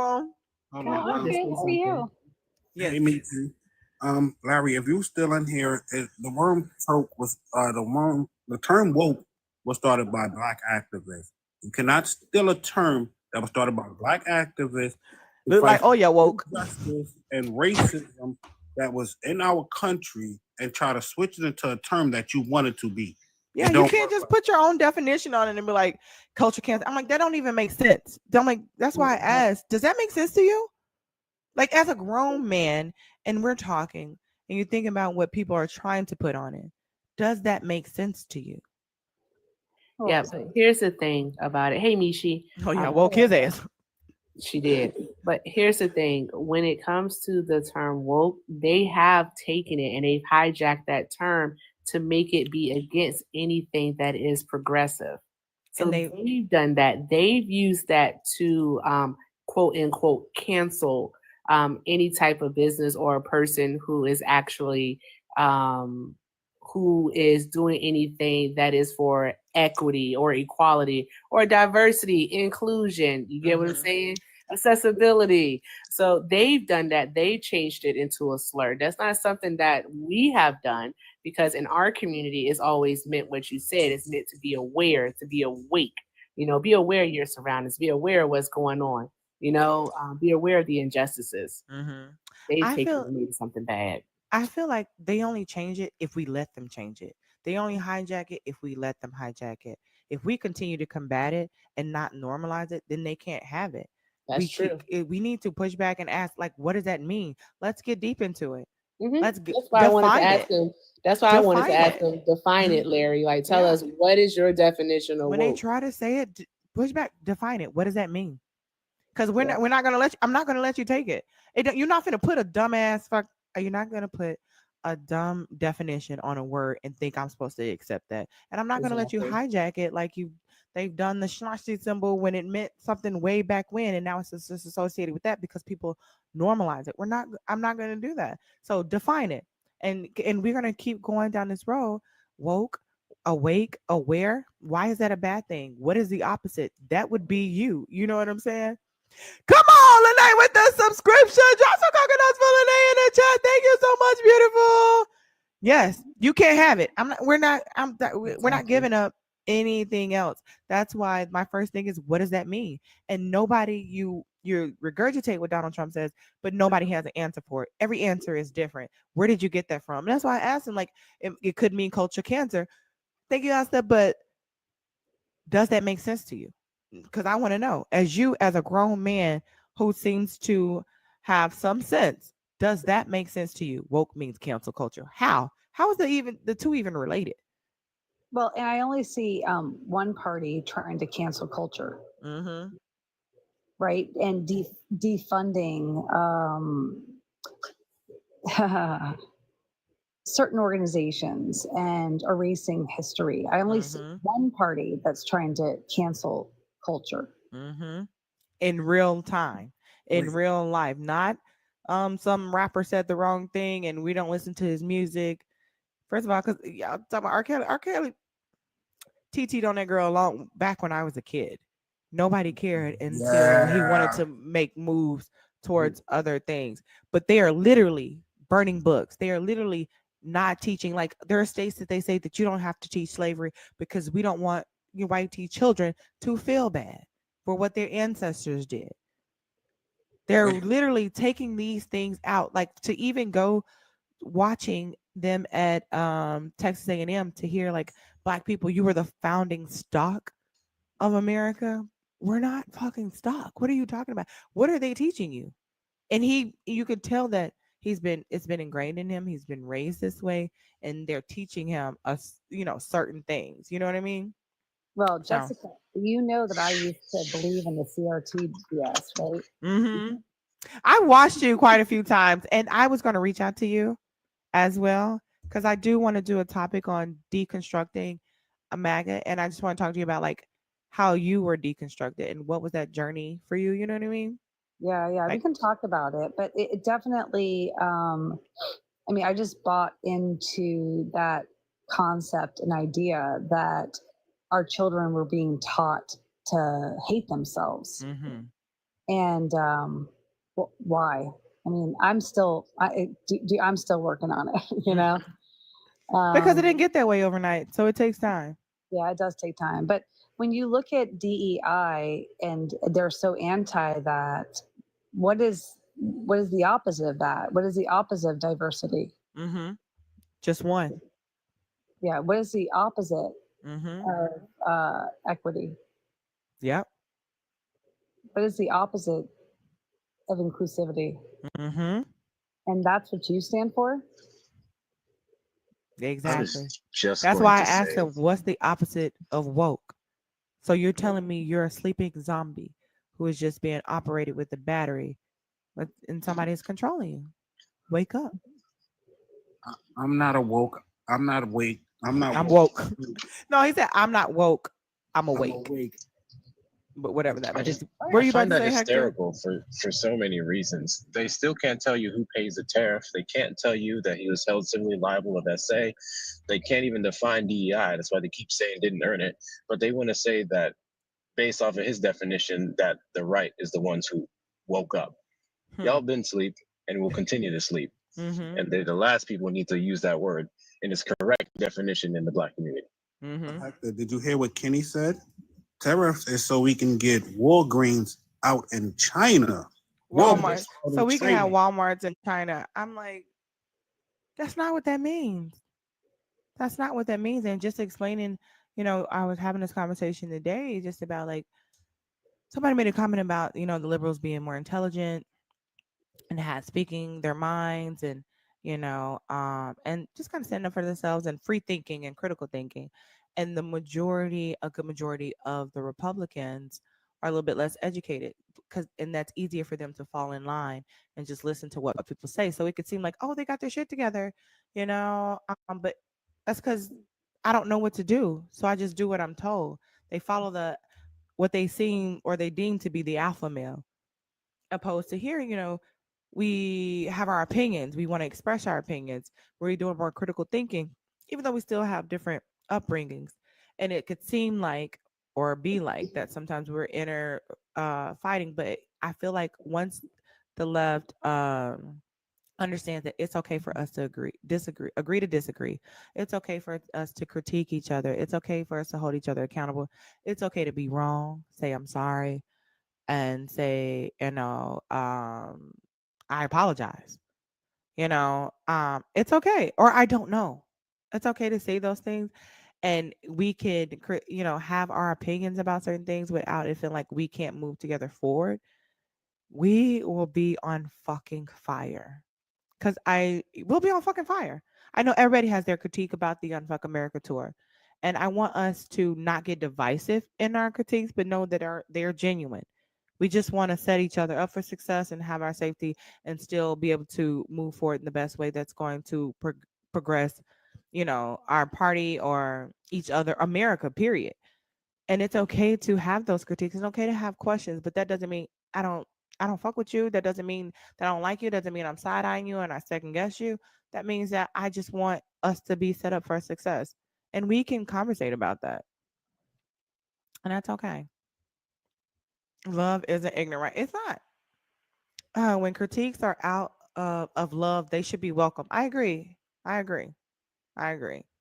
I get. And then at first I was thinking, like, again, I said this earlier. Maybe we shouldn't be fighting. We can't fight in front of MAGA, but maybe we should. Maybe not fight, but let's have the conversations in front of them so they see how to resolve problems. So they see what resolution looks like. They see the process, because maybe that's why they can't get to the other side, because they don't know how to do it. Well, I look at Should be this. the example. I look at this. So they're like, Democratic Party has such a low approval rating. Mm-hmm. And I was like, yeah, because we're trying to hold our party accountable, Mm-hmm. right? And I think the Republican MAGA Party doesn't understand what that means. Facts.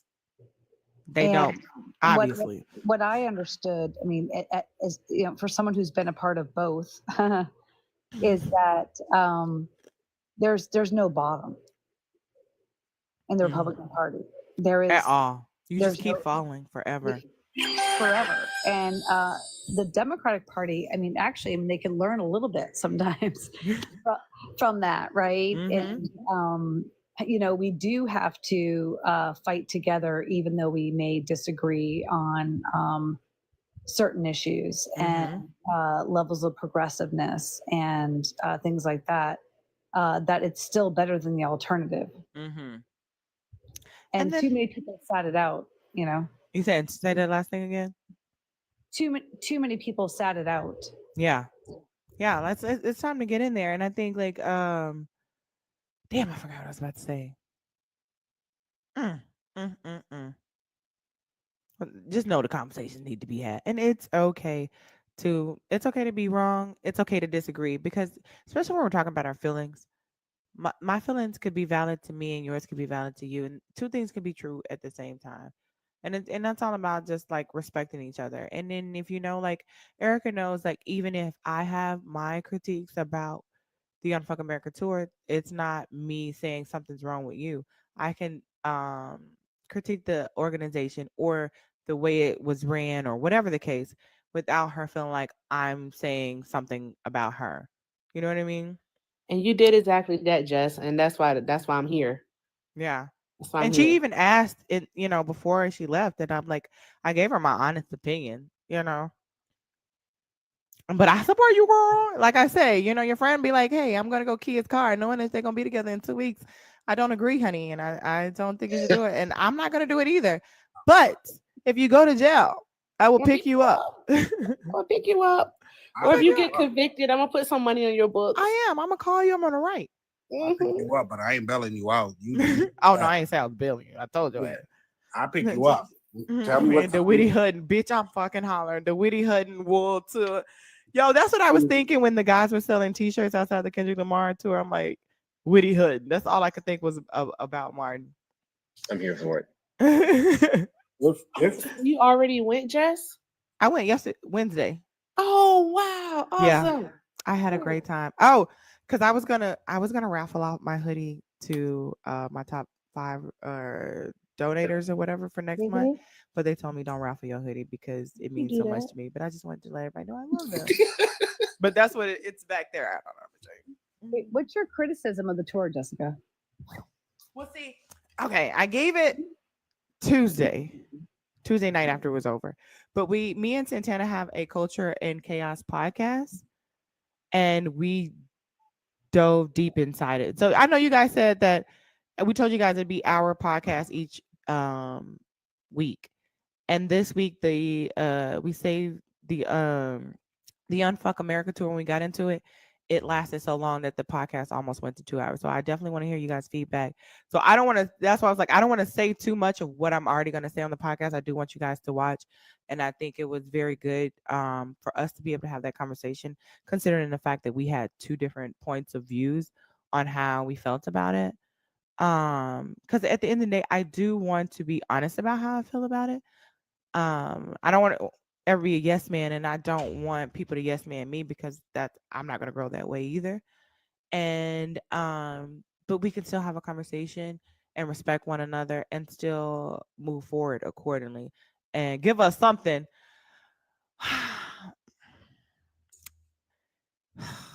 I think that I don't know exactly what was that. I think that I think I'm gonna say what I said in Erica's Discord. I think that it's 2025 and we should not still be the afterthought. Because people were saying that We can't cry about not having diversity and then when we get it complain. But why in 2025 are we still crying about diversity? Why in 2025 are we still the afterthought? How after the Martin Luther King's, the Civil Rights Act, your Malcolm X's, Obama, Kamala Harris being the first vice president, all of the strides that we made, being the 92%, being the forefront of everything, you still think of us last. That's what I don't I'm not understanding. Put it like that. And then yeah, tune in on Monday. It releases at 12 p.m. Central Time. Matter of fact, I'm gonna come back up on the panel so you guys can follow the Culture and Chaos podcast TikTok. So let me up Santana. Let me up Naquan. Um let me see. Let me join. Oh, I'm not bullheaded. So that's the Culture and Chaos podcast TikTok, where we'll be posting different clips there. We're on a third episode that comes out Monday. Also follow us on all of our socials. We're everywhere you can listen to a podcast. Spotify, iHeartRadio, Apple Music. If you want to watch the visual, it's on YouTube as well. We recorded this morning. And I'm like, it got so deep that I feel like we're gonna, especially depending on how the comments go, I think we're gonna need a part two. We might just need a part two, and just with everything you continuously find out, and just like how it changes your views and things that you see, I think that's very important. Now, what I will say is, I'm proud of, and which I said Tuesday, I'm proud of like what it turned out to be. It wasn't the plan, but it ended up turning out to be something. And then I also say, if whoever got some sponsor money, I got ideas on how we could make this work or how we could do an actual tour. Definitely hit me up.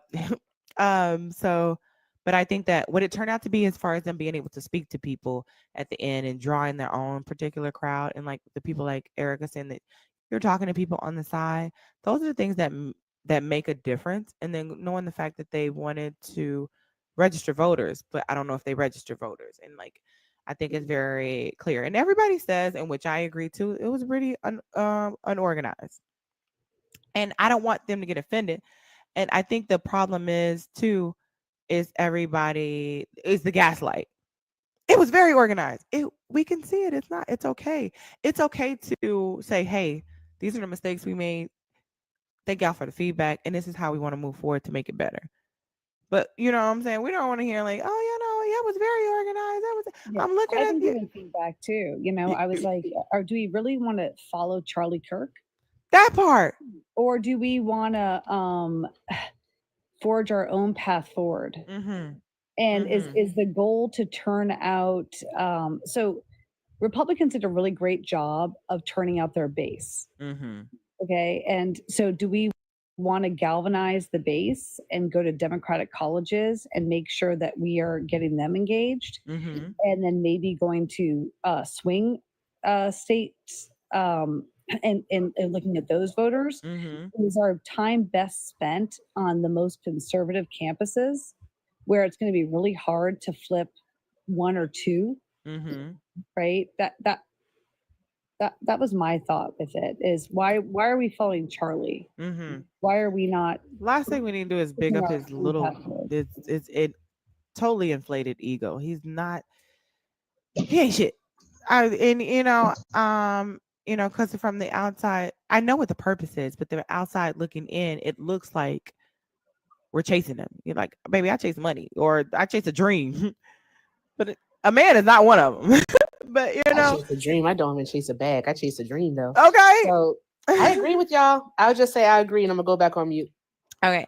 Yeah, and and it's okay. And it's okay. Like it's okay. We're not perfect.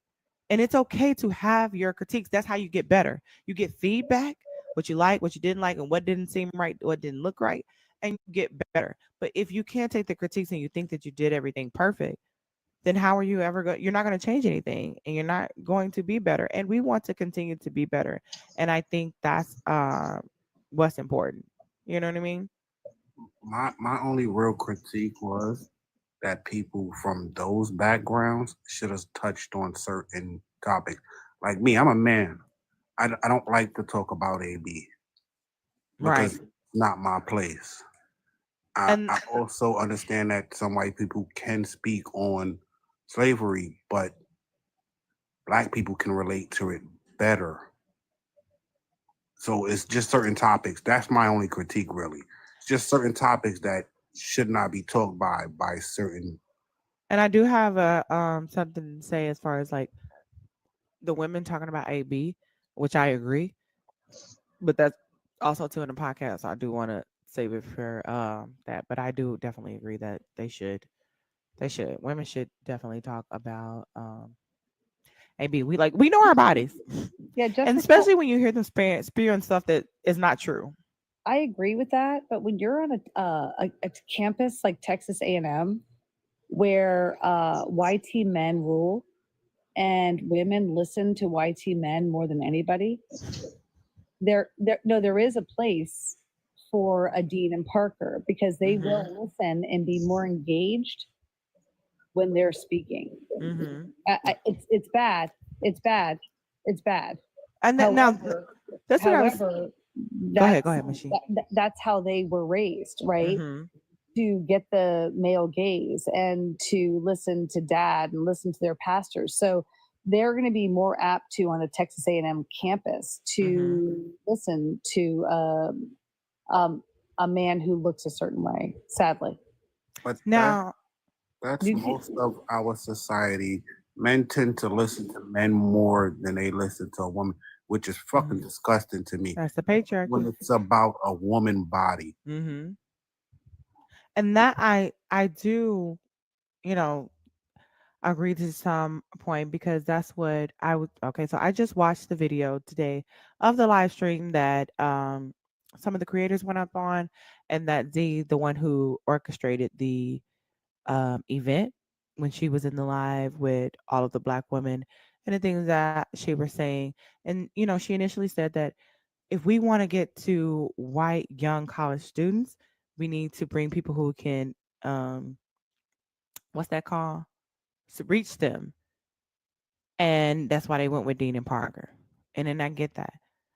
But then they got called out for not having diversity. But if you have a plan, you can stick to that plan and have somebody else for whatever. But adding others, you're just adding them because you got called out. That's what it seems like. Because regardless, that's what it seems like. 'Cause I'm not giving out too much. That's what it seems like. So you're just adding them as accessory because you got called out, not because you think that's what it was. And stick to the plan. Yeah. If that's the plan and you thought that was being more effective, just run it like that. And then pull up something else where we can add others where you feel like it makes sense to you. Because if like even me, she said, if we know that they're not listening, they're groomed to not listen to women, period. The women just fall into what they say. They only really listen to other white men. And that's why you hired the two other white boy, college age or, teen-ish kids. Let that be the thing. Don't let anybody bully you into your plan and just create something in the future that implements where you can attack or reach different demographics, because then it's like now we're talking to them but they don't respect us, they're not receiving the message. But the good thing about it is it does have some diversity, so that when, even though it's not on the biggest platform, Erica can bring somebody to the side. I've seen Mermaid talk to people on the side who look like she was getting through to them, and people finding their purpose. So I think that is the beauty that ended up coming out of it. It may not be the plan, but what came out of it, and the way they capitalized on, and when I say capitalize, I'm talking about money wise, I'm talking about on the opportunity to be able to spread your message, to be able to get through to somebody. I think that they did a good job in making the moment work for them the best way. James, welcome into the chat. How are you doing? How you doing? How you doing? I miss you. I'll be all over your videos. Special. First of all, what does it mean to you to what does it mean to unfuck America? What one of the three? What does it mean to you to unfuck America? What do you think about the tour, or what do you want to add to what we were already saying?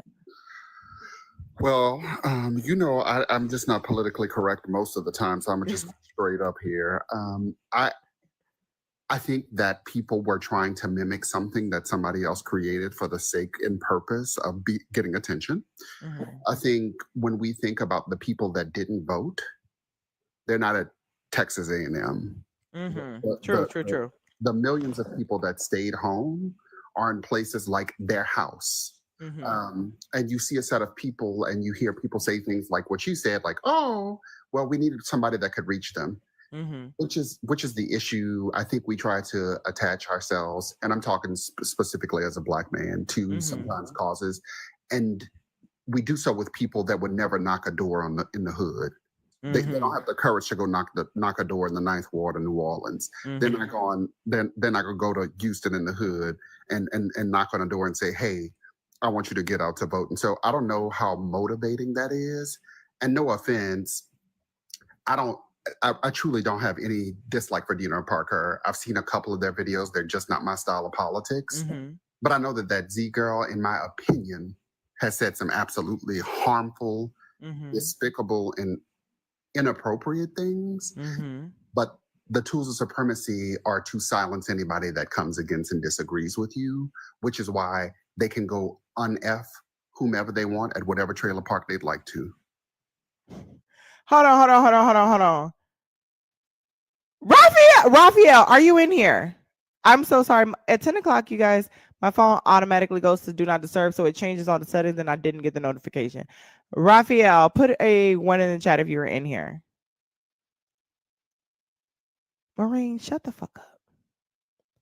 Raphael. Right!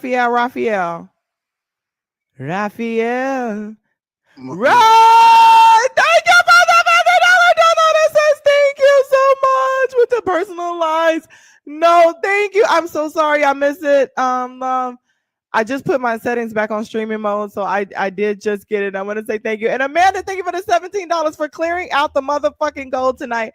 Thank y'all so much. Shout out to the Royal Family. W chats.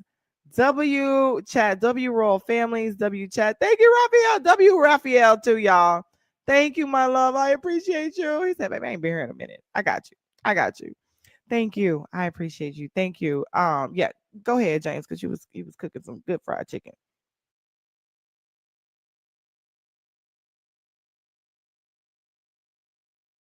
Double fried. I just think that look, go and do what you want to do. And what I'm really good at doing as a Black person is minding my own business, which is why I went and saw Sinners. And I'm happy that Ryan Coogler did what he did. I think if you watch that movie, it'll give some context in this current situation, how people will show up. If you think of that one character in Sinners that showed up and wanted to be a part of what the Black folks were doing and ended up getting everybody bit up, then it kind of makes sense to you. I think we have a responsibility to recognize how we mobilize in each of our own communities. And that responsibility is situational. And even people like Dean and Parker, right? Like they went to a school, they spoke to a set of people that I would not be interested in talking to at all, because why would once again, think about Sinners. When that Native Americans came at the beginning and said, hey, you got somebody in your house that ain't right. And they was like, oh no, they right. They said, all right, well, we're gonna go ahead and bounce. So I think we just, I don't have anything negative to say about those two, but certainly the person that founded that organization is horribly anti-Black. And the way she speaks to people and about people is indicative of the content of her character, which is, to me, unacceptable. Because I don't like to really speak unless I kind of see it or I have proof. But I did speak to somebody, and then today I was actually able to see what transpired from my own eyes. And a lot of people was like, this happened a while back, but like, what is happening right now? A few days ago, what has happened earlier this week? Like, these are things that are still happening. So I think it's important when you are joining an organization, what is the mission? Even though I feel like a few people had their own mission, which I get, because that's what we're gonna do. W Tashika, always W Tashika. We love Tashika, okay? Okay, I'm a Tashika fan because she's unapologetically her. And just like people give others in their demographic grace, I'm gonna always give her grace too. I'm gonna always give her grace, and then I vote for everybody. You know, I vote for the culture. Period. Because we don't get grace to fuck up. We don't get grace to make mistakes. We don't get grace to, we get chastised for being black, for being loud. Our culture is loud. We like to talk. We like to laugh. We like to have a good time. And when we do it, we're demonized for it. But we can see others having a good time. They get drunk and they act the fool, and they're like, oh, I just had too many beers. So I want, especially our younger people, I want us to grant them grace to grow. And yeah, and she's very fucking smart. So it's always W to Chica. Who's Tashika? Julianne. Mm-mm. It's okay, but I'll give you the backstory offline. But very great creator, great debater, entertaining. Okay, entertaining. Some people would like to say, "Oh, she's a bitch," but who the fuck gives a fuck? Who they gonna call you a bitch regardless? Especially when you're a black woman, you fucking bitch. They call you a bitch regardless. But she's just not taking any shit. I'm not taking the nice route. I'm not taking your shit. I'm not doing that. And I just, I think it's a beauty, regardless if we're different, and being authentically who you are. And that is no matter the race, color, creed, gender, whatever. I think that's the most important. Thank you. Because that allows people to love you if they want to, and or choose to move on. And you don't play on people and make them like you, which is also to a form of manipulation. So I think that's very, very important. And I love her for it, regardless. Love me or leave me alone. Yeah, yeah. We make mistakes. We all make mistakes. And the young people make mistakes for sure. And we even older people makes mistakes. But like that's why Kamala Harris said these young adults, they stupid. We do a lot of stupid shit. And she's still very intelligent. So it's always W Tashika in here, okay? Do something. Thank you for the $2 for they still should have had the great JC in the house. Ooh, in your mouth. I appreciate you. Thank you so much. Oh yeah, I love the love. Drop some coconuts for do something in the chat. One thing else I was about to ask you, not do some. James, what was it? Do you think if we could, what would unfucking America look like to you in the future? Starts at people going to their local neighborhood and talking to their Mima and Peepaw, knocking on doors in their trailer park, having conversations with the people that are actually causing harm. And I think it starts at the dinner table, right? Like if you can't talk to your own family, but you're on the internet trying to instruct people on how they should be talking to their communities, your solidarity is flawed at inception because you're unable to have an authentic conversation with those people that are directly causing the most harm. It isn't in the Black community that we caused harm. It wasn't the 92% of Black men, women, and 85% of Black men. It wasn't us.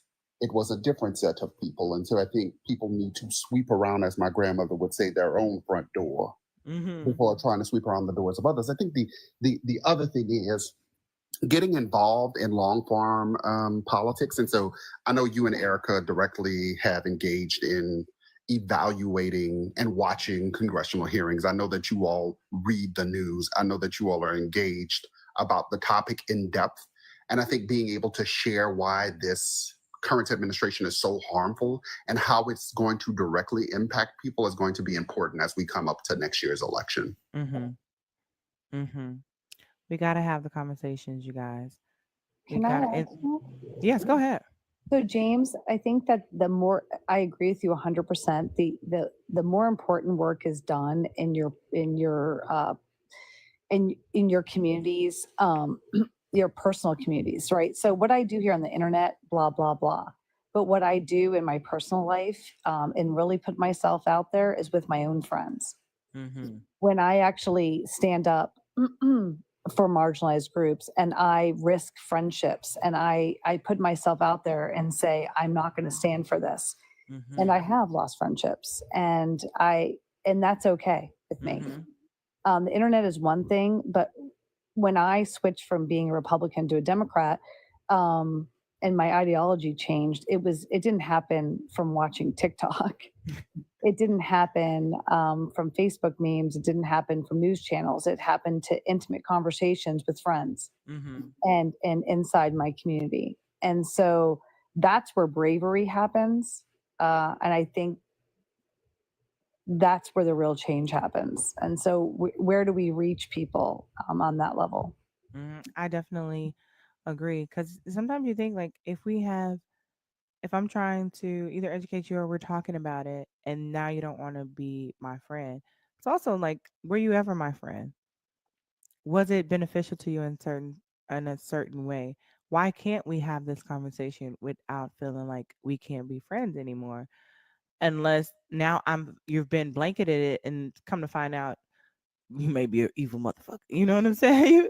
Like, oh, because I feel like also too, I said earlier, Donald Trump emboldened them and just spoke life into these like sleeper cells of people who wanted to say and do all of these things.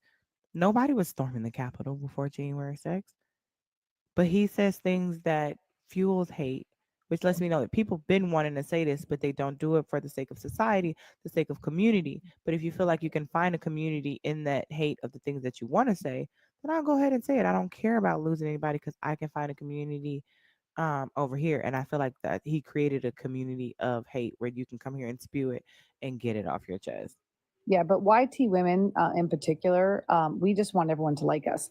So we spend a lot of time being quiet and not speaking up and speaking out because we're afraid of the backlash. And that's what I'm finding amongst my friends. They may agree with me, but they're really afraid to say it out loud because what will happen amongst their social groups and their friendships. Yep, not wanting to lose those friends, not wanting to lose that community. Is that something that is ingrained as growing up as a young girl, a young white tea Yes. girl? Like Yes. do your parents say, "Hey, be quiet, make sure you listen to what they say," or is it watching your mother do the same thing, or Yeah, both? well, I taught my daughters not to trust anybody and to be quiet. Oh, got you. Right? I was like, don't trust them. Be quiet. Don't make anyone mad. Fly under the radar. For sure.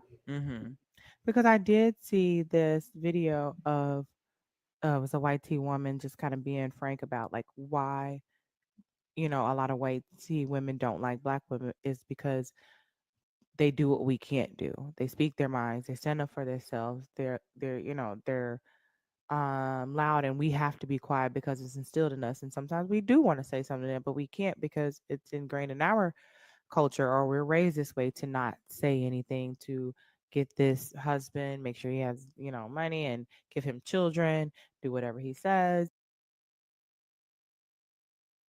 They're my big culture, money, and give him children, do whatever he says. You're correct. Because I don't know what it's like to be raised as a white tea woman. We just have our insights from the outside looking in. So that's why I was asking.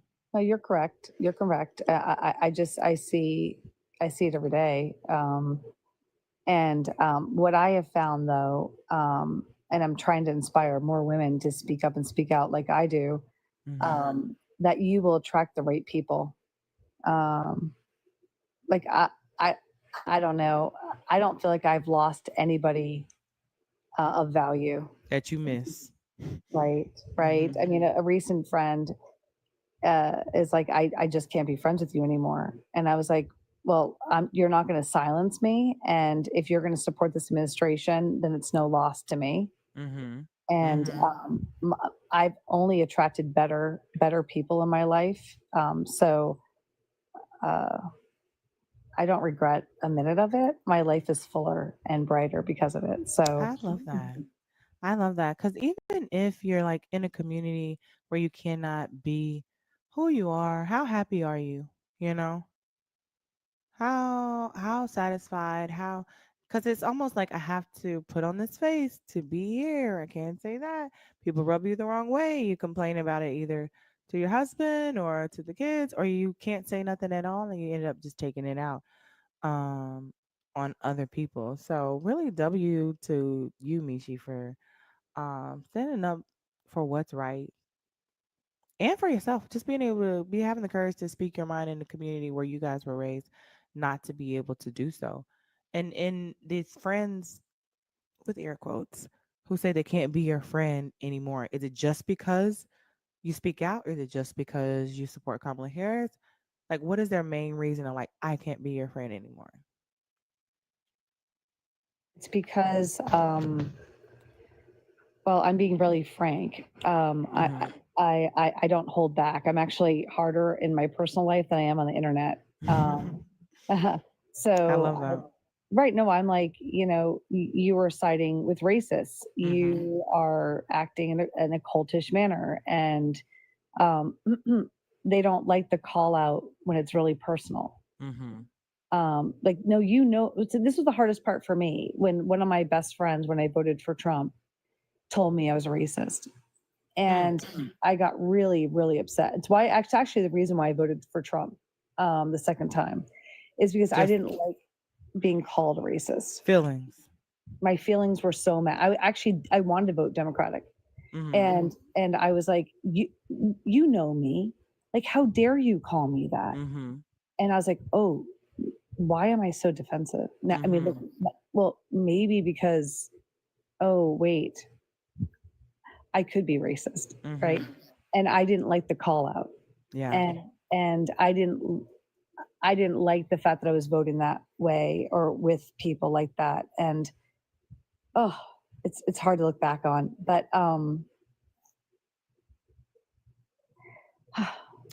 Don't take your I'm time, because I losing, always say I'm losing we my track. discover ourselves when we fall short, and but we only know if we fall short if we're able to admit, like, you know, I didn't like that I did that. We all done something or made a decision that does not feel like we reflect us in the best light. And the most beautiful thing is you can do is admit it, face it, and be better from it, and be like that, and that's okay. And grant yourself grace, and that's okay. It's all about how you get back up. I believe YT people think that they're not racist, Yep. just because they don't use Slurs. right, Right. right, and that alone makes them not racist. But if I told you I believed in the whole CRT stuff, like Mhm. I believed that. Why did I believe that? Right, uh, and only watching Fox News, like I definitely was more anxious and nervous around black men Mhm. because I was always being shown criminality by black men. So Mhm. um, I never thought I was overtly racist, and I always thought I was inclusive and loving of people. But um, I certainly had biases and things to work on. So I think that's why I was so defensive, and I think I'm trying to let other people know it's okay to be vulnerable, and Mhm. um, you're I not going to be totally. hated if you're honest. I mean, Facts. Facts, facts, facts, facts, facts. That is the truth of the matter. Um, I definitely appreciate your honesty. And I even say, like, the way you felt the second time you voted for Trump is the way a lot even more people felt this year. A lot of people voted with their feelings. They voted to stick it to somebody. Somebody pissed them off, and that's why I feel like these conversations are needed, and not to always get heated, but still just bring light, bring truth, bring sources, um, because even though they're showing you criminality of black men, the statistics of the serial unalivers are white, um, or rapists are white, and because they push propaganda, some people will ignore the statistics with what they see, and ignore what's really happening just because they push it a certain way, in which they still do today. As far as like Carmelo Anthony, opposed to, I think it's like Casey somebody, a white kid slaughtered a Hispanic kid. You don't hear nothing about it. But when the I black checked that kid took. box for Trump, I was like angry and full of like hate. Like I checked that box in such a aggressively Mm, angry way. When I mm, voted for Kamala Harris, I felt nothing but joy. I same. actually checked that box and I was dancing. I was dancing. I And even so cried. like for me, like the feeling of voting was so different in those elections that I know I'm right. Mm-hmm. Just because I wasn't voting with this vengeance and revenge and just I'm owning and like it was just such a different feeling. I agree. And that just shows to the energy that he puts out to his voters, how he gets them riled up. Because the same way you can rile people up with love, you can rile them up with hate. And just even being able to notice that difference and just the feeling. And that just means that it's proof that a lot of other people went to the polls the exact same way. Even that one guy that was fighting the black women poll workers, trying to fight the black women poll workers at the thing, he was already angry when he wore his hat inside. It's just the hate and the feeling, and that's sad to have to feel that hate. And I'm a believer in love. I like to spread love, and I think everybody should feel love. Um, and I'm also thinking about people voted to stick it to somebody, and you weren't the only one. And one question is like, what was the one thing that woke you up? It wasn't one thing. um, I think it'd be insane to think it was one thing. Yeah. It was multiple things, right? I mean, along the way, listen, I heard him make fun of a disabled person. I voted for him after that. I heard him say he could grab women. I have three daughters. I still Mm. voted for him after that, right?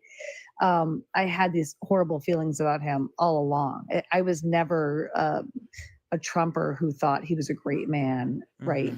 Mhm. Uh it was my, like I said, we talked about the personal connection. It was my friends in the LGBTQ community sitting me Mhm. down and saying, do you understand how you're hurting us? Mm. Okay. It was those intimate conversations with my friend who has a black daughter who Mhm. sat me down and said, do you understand how you're hurting me? Mm. And it was those more intimate conversations that James was talking about inside your community that really made the difference. Um, and that's why I think people need to put themselves out there and talk within their family, with their friends, if you really want to make a difference. I agree. And that's why I also too have these lives, and I'm asking these questions because the beautiful part about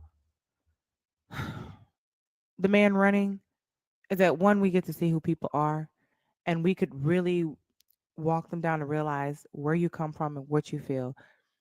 Sometimes some people are just inherently racist. Not to People think that they're not racist, like you said earlier, because they don't say the N word, because their parents don't say we're racist over here. We don't, some of them do, but they move in certain ways. They treat people in certain ways. They act certain ways. Their decisions are made in certain ways that are racist. And so when people are voting for Trump, they don't understand that I may be inherently racist or inherently misogynist. So that's why I keep asking the questions. Hey, Dayton, why did you vote for him? Because he don't have no policies. He don't have nothing to stand on. Absolutely nothing. Track record is shit. So there's only a couple reasons that you really voted for him, and some people just don't know. You're moving through, what you've been taught, how you feel, and some people just don't know until you be like, damn, I probably was a little racist. Or damn, I don't like women. That is misogyny. Why am I just inherently? So that's why I like to have these conversations. That's why I like to have these lives and ask the questions.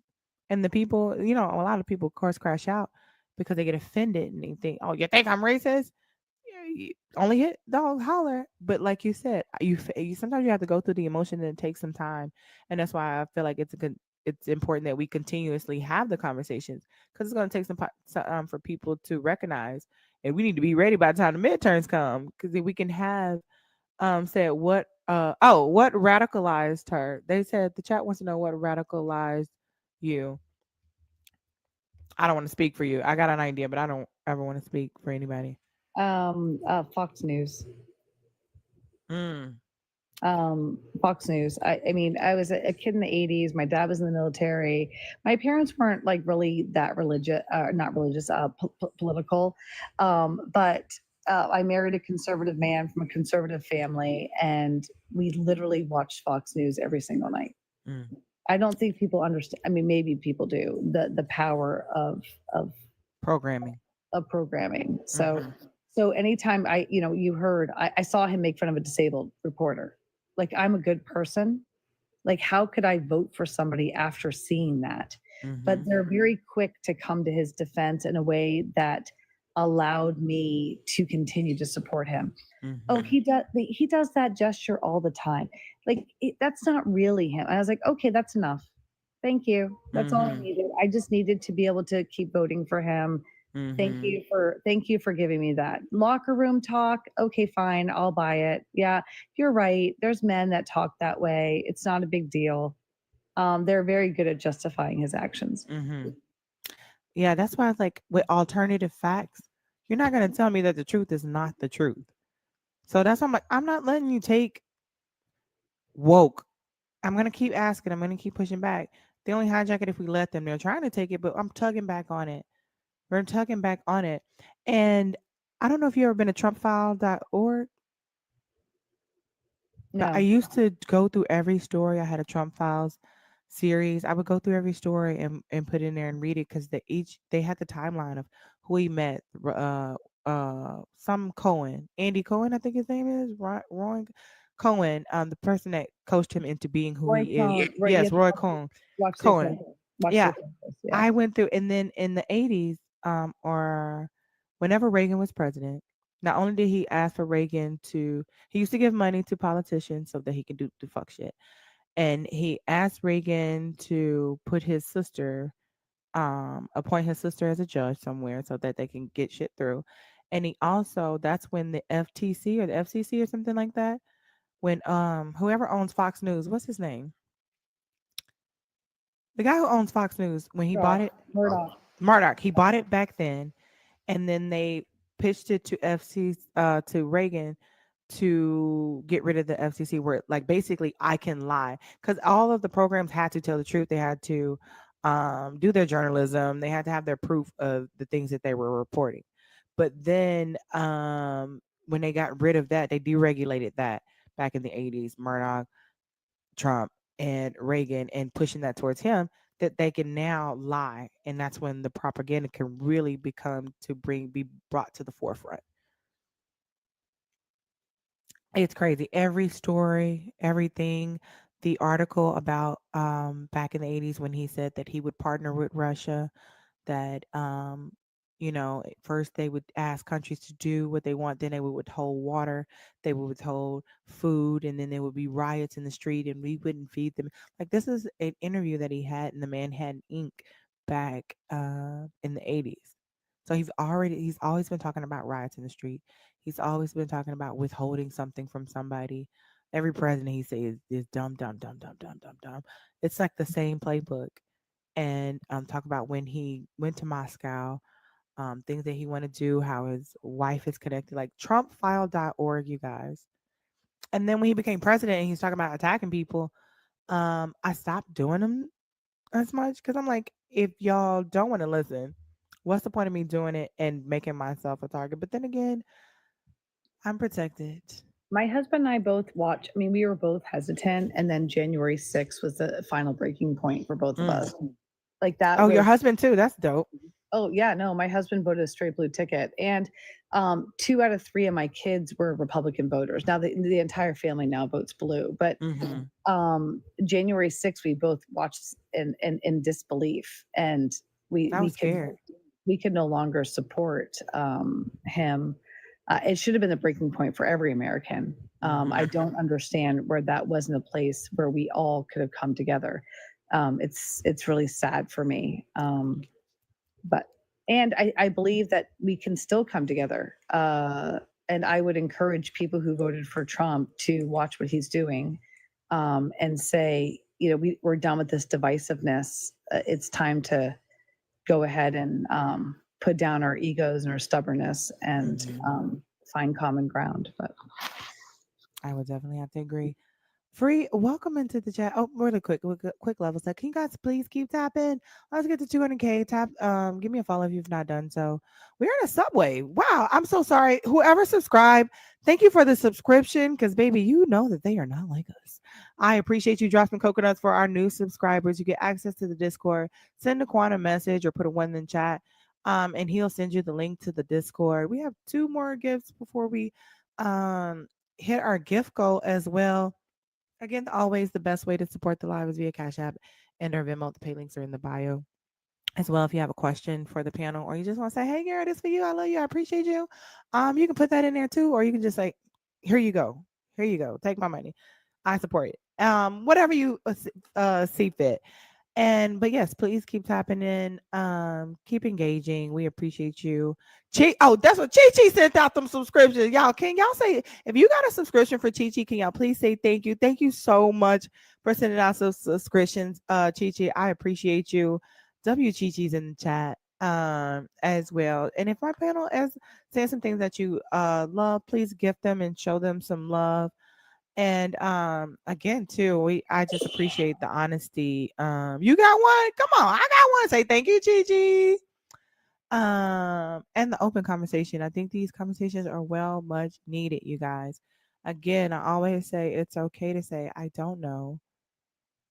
I was wrong, and I'm sorry.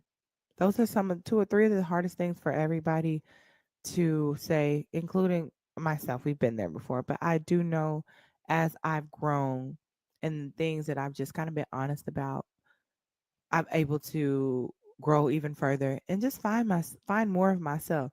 Nancy sent out 3 subscriptions, so let's go. You get a subscription. You get a subscription. You get a subscription.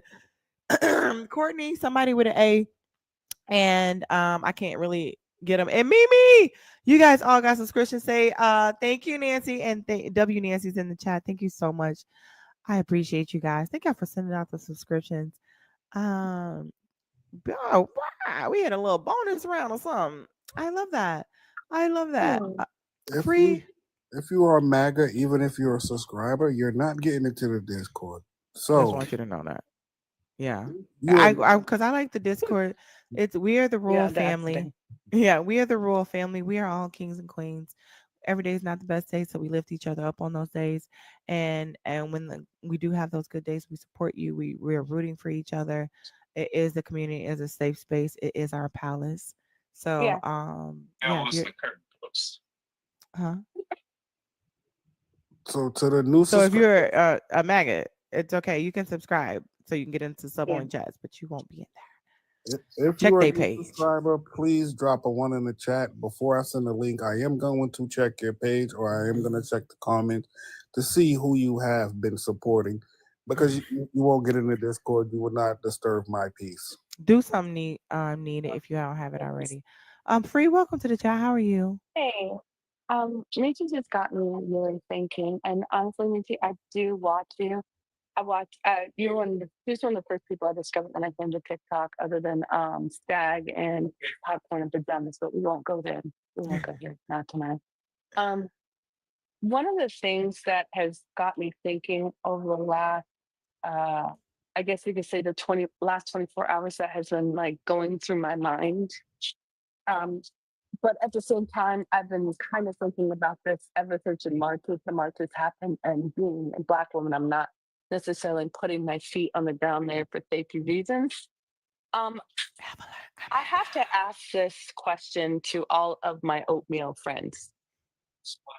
Do you feel that it is the stigma and also the programming that white women have received that has also still kind of held you back in these protests?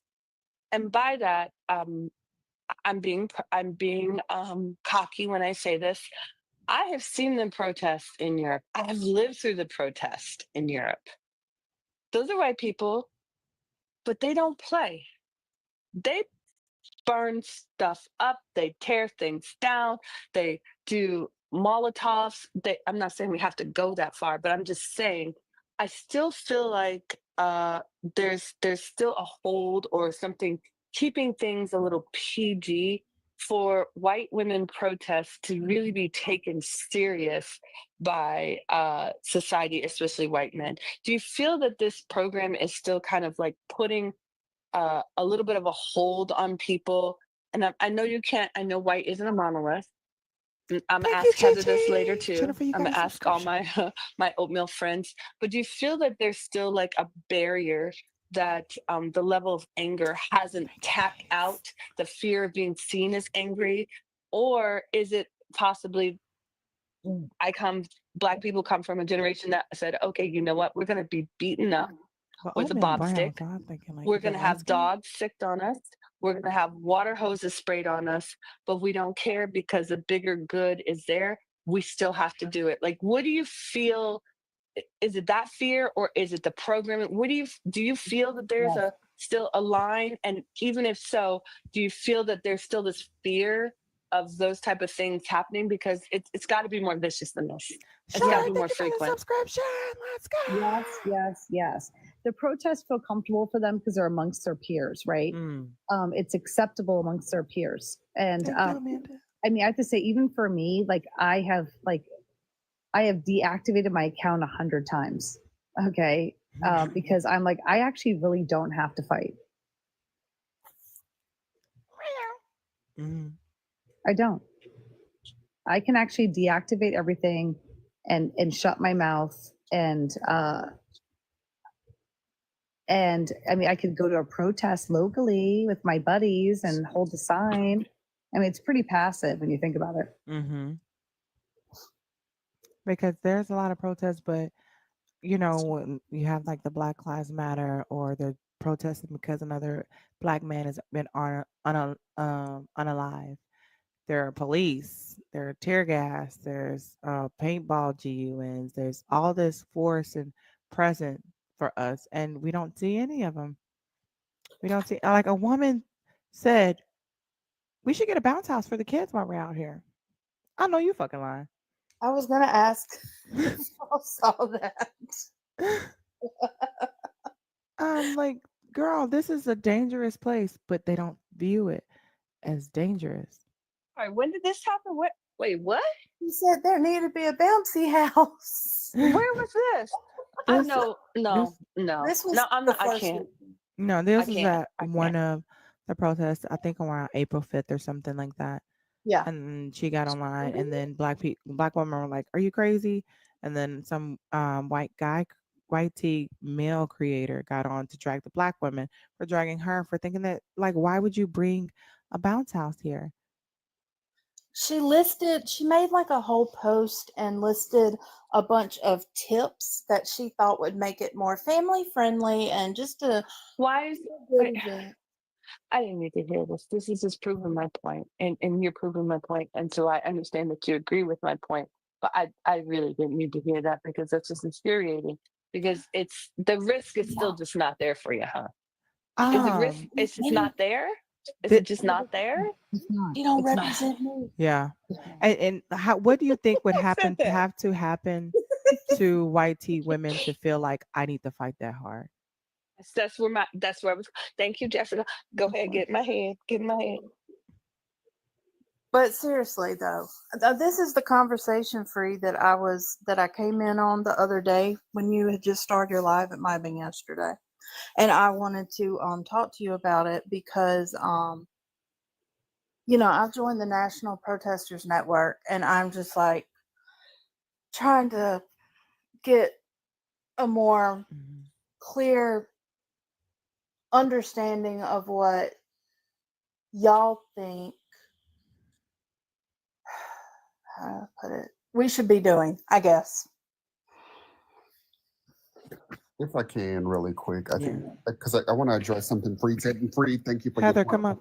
because it makes a ton of sense. So I think nothing in this country, right? Like if you look at the countries you're talking about, right? Like their culture is one of resistance. If you think about the places that you're referring to, but even in those countries, they're not doing that for marginalized identities. They're doing it for themselves, for better wages, etc. When you operate in privilege, the privilege of racism allows you to turn a blind eye. And when you have no culture to cling to, and I don't mean this in an offensive way, but you don't have a cultural responsibility to a set of people, not even your own children, that might be queer, that might be LGBTQIA, that might be, even if your child marries a person of color, right? You can still turn away. It is But Jane, comfort. I'm confused. But the hoo-ha is on the line here. The Huh, hoo-ha is on the line. But they'll still exist, right? Like their existence is still protected by the system that was created. In those other countries, that Good point. existence isn't protected. Correct. I think the other thing I'd say is, and this is a Baldwin quote, right? Like he said, you can't make a complex thing simple. And when we think about and consider, I'm getting an echo from somebody, when you can't make a complex thing simple. And so when we start unpacking this, I think one of the things that I heard today that is true, at least to me, is solidarity and allyship isn't born of emotional extortion.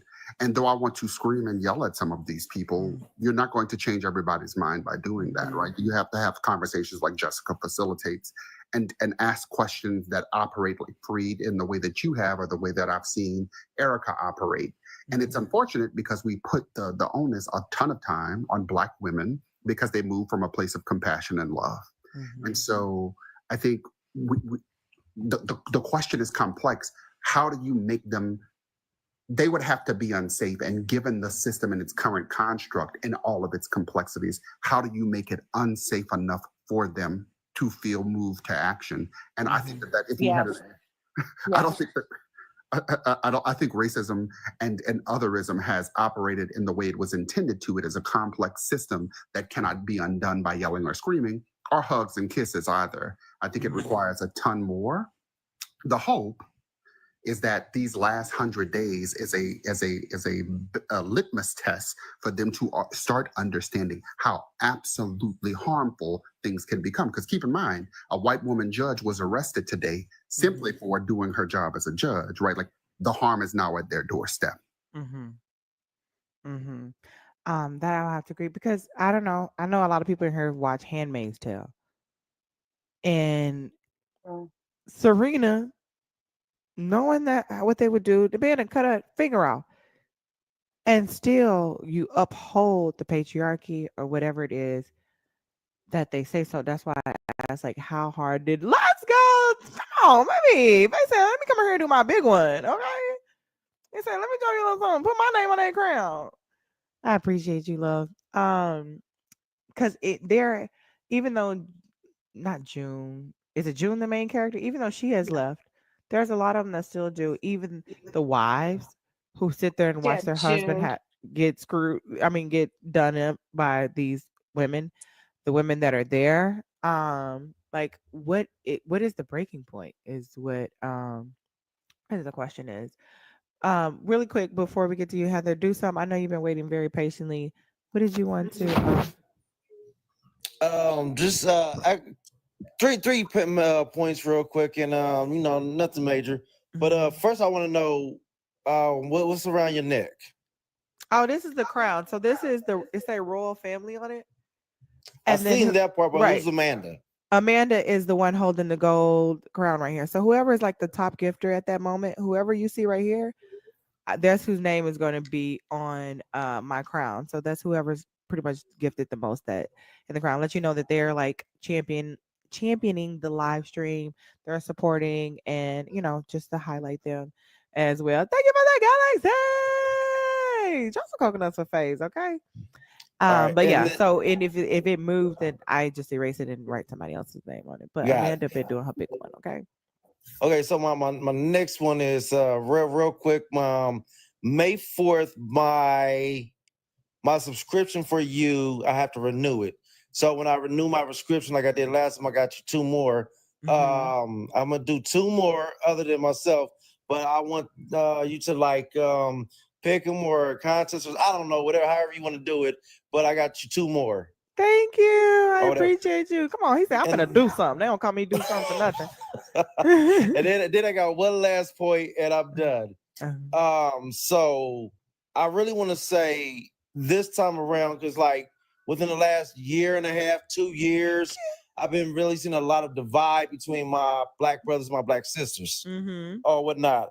But what I want to say is I've been seeing a lot of togetherness here recently on behalf of, we not going out to play with y'all this time around.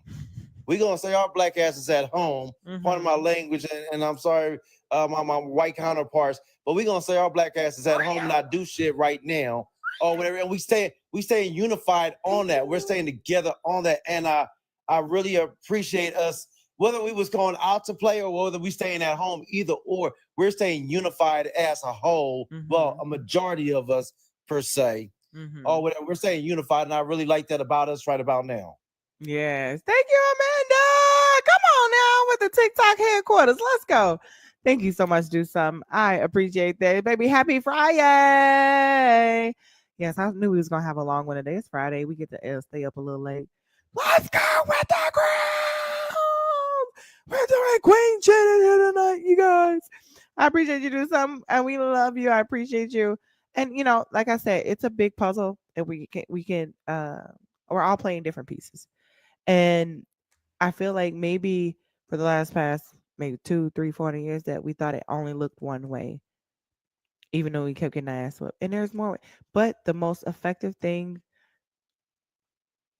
baby, well on. Come on, baby, splash up in that thing. Let's go. Thank you, Amanda. Y'all, can I get some coconuts in the chat for Faith and Amanda? They out here doing a big ones. Big Mickey Ficky ones. There's more than one way to be able to protest. That's the beautiful part about it.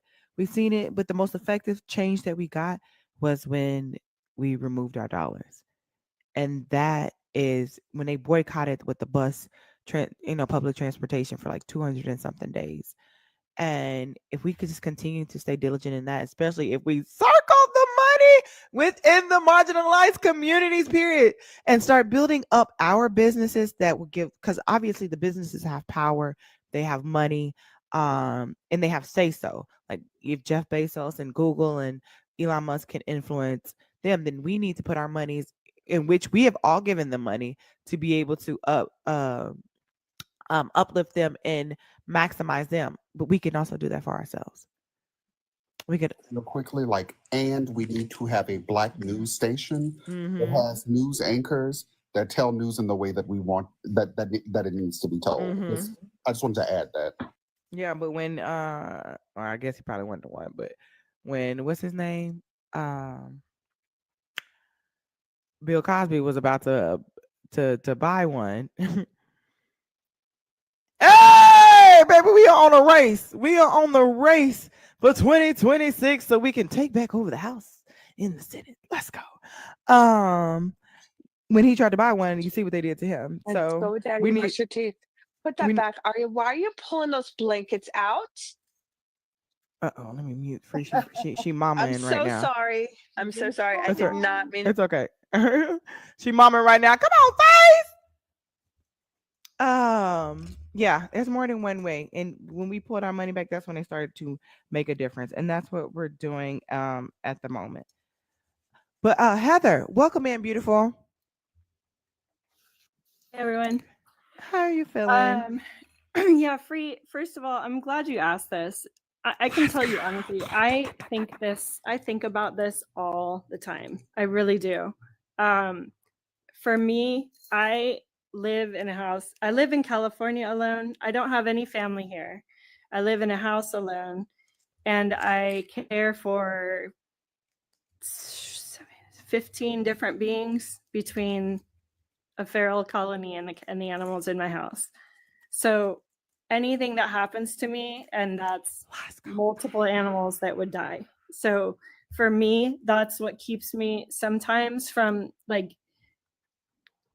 just being crazy, because getting live and getting arrested or anything like that would kill animals for me. The other thing is, a lot of my friends, I get really frustrated because they're not doing anything. They're not even going to protest. But the thing is, I'm in California, and my friend group, I'm the minority. Like I'm pretty much the only white person in my close friend group, and they're not, attending protests or doing anything either. They're not calling their senators. They're not doing that. I am, and I get really frustrated. But I think it's, a lot of them, they're moms, and they're so focused on like keeping their kids safe that Yeah.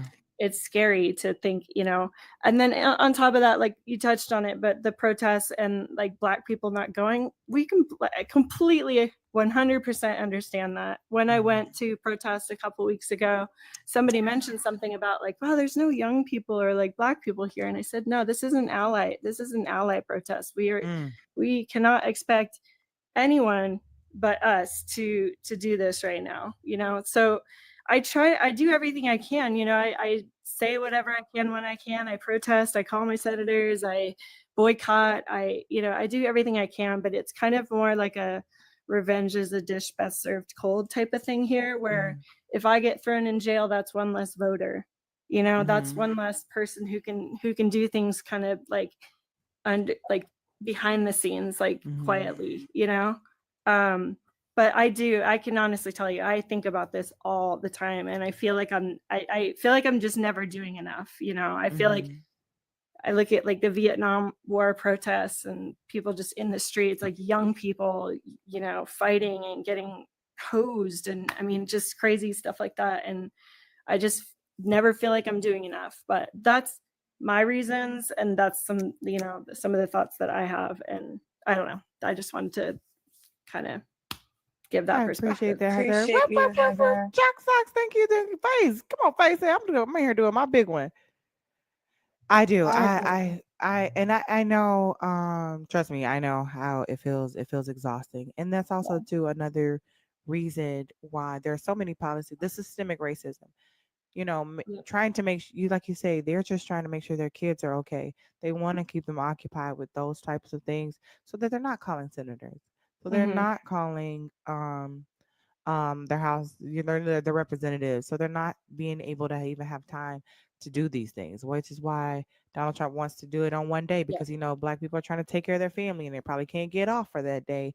So they're less likely to be able to vote. And even respectfully, like, and white people are going to jail, it's easier for them to get out, easier for them to get bail, easier for them to get their records expunged, opposed to obviously Black people can just walk across the street and get jailed, beat up, because Tupac just jaywalked and they beat him up so bad and took him to jail. People being unalived, unarmed in their cars just the other day. So like, it's hard to even feel like we can do anything, which is how they made it that way. So I get that it's can be exhausting. You just have to think that that's what you can be worried about being on the lines. And it's easier for you to still be able, yeah, but they've been doing it for years and decades. And I know it's exhausting. It's exhausting in all types of ways. And they want us to give up. But the beautiful part is we have camaraderie, we have community. We're here to support each other. I thank you for being a real ally. Not just a blue bracelet. Thank you, Chuck Socks. Not just a blue bracelet. And they're very like few far in between, and we appreciate you, Glitzy, even the deconstructing, Mishi, and holding the people around her accountable, and if they have to leave, so fucking be it. Because I wasn't raised as a young white tea girl, and the culture is to be quiet, to not say anything, don't go against the grain. I know that too can be something hard, because everybody wants community and nobody wants to be ostracized. And I just It's one more thing. Like, I think a lot of people are just very, like you said, like just overwhelmed, and it's the fascist playbook to overwhelm the hell out of everybody so that they are incapacitated. And I also want to point out, I kind of mentioned it, but I'm in California, and I think my friends just don't really experience the friends I'm talking about. They don't experience the same as what somebody in like Georgia experiences, So it's not, I don't know, it's completely different. And like when I have private conversations with them, we're totally aligned in a lot of cases. And are they white? care. T? What's that? Are they white No, tea? my friends are like Vietnamese, Native Okay, got you. American, Oh, they really don't care. Filipino, Respectfully. Black, like yeah. So they just in California and Los Angeles, they don't Mm-hmm. go through that much, you know. Mm-hmm. But yeah, I don't know. It is really frustrating for me because I just want people to fucking get up, like Mm-hmm. stand up and fucking say something, you know, do something.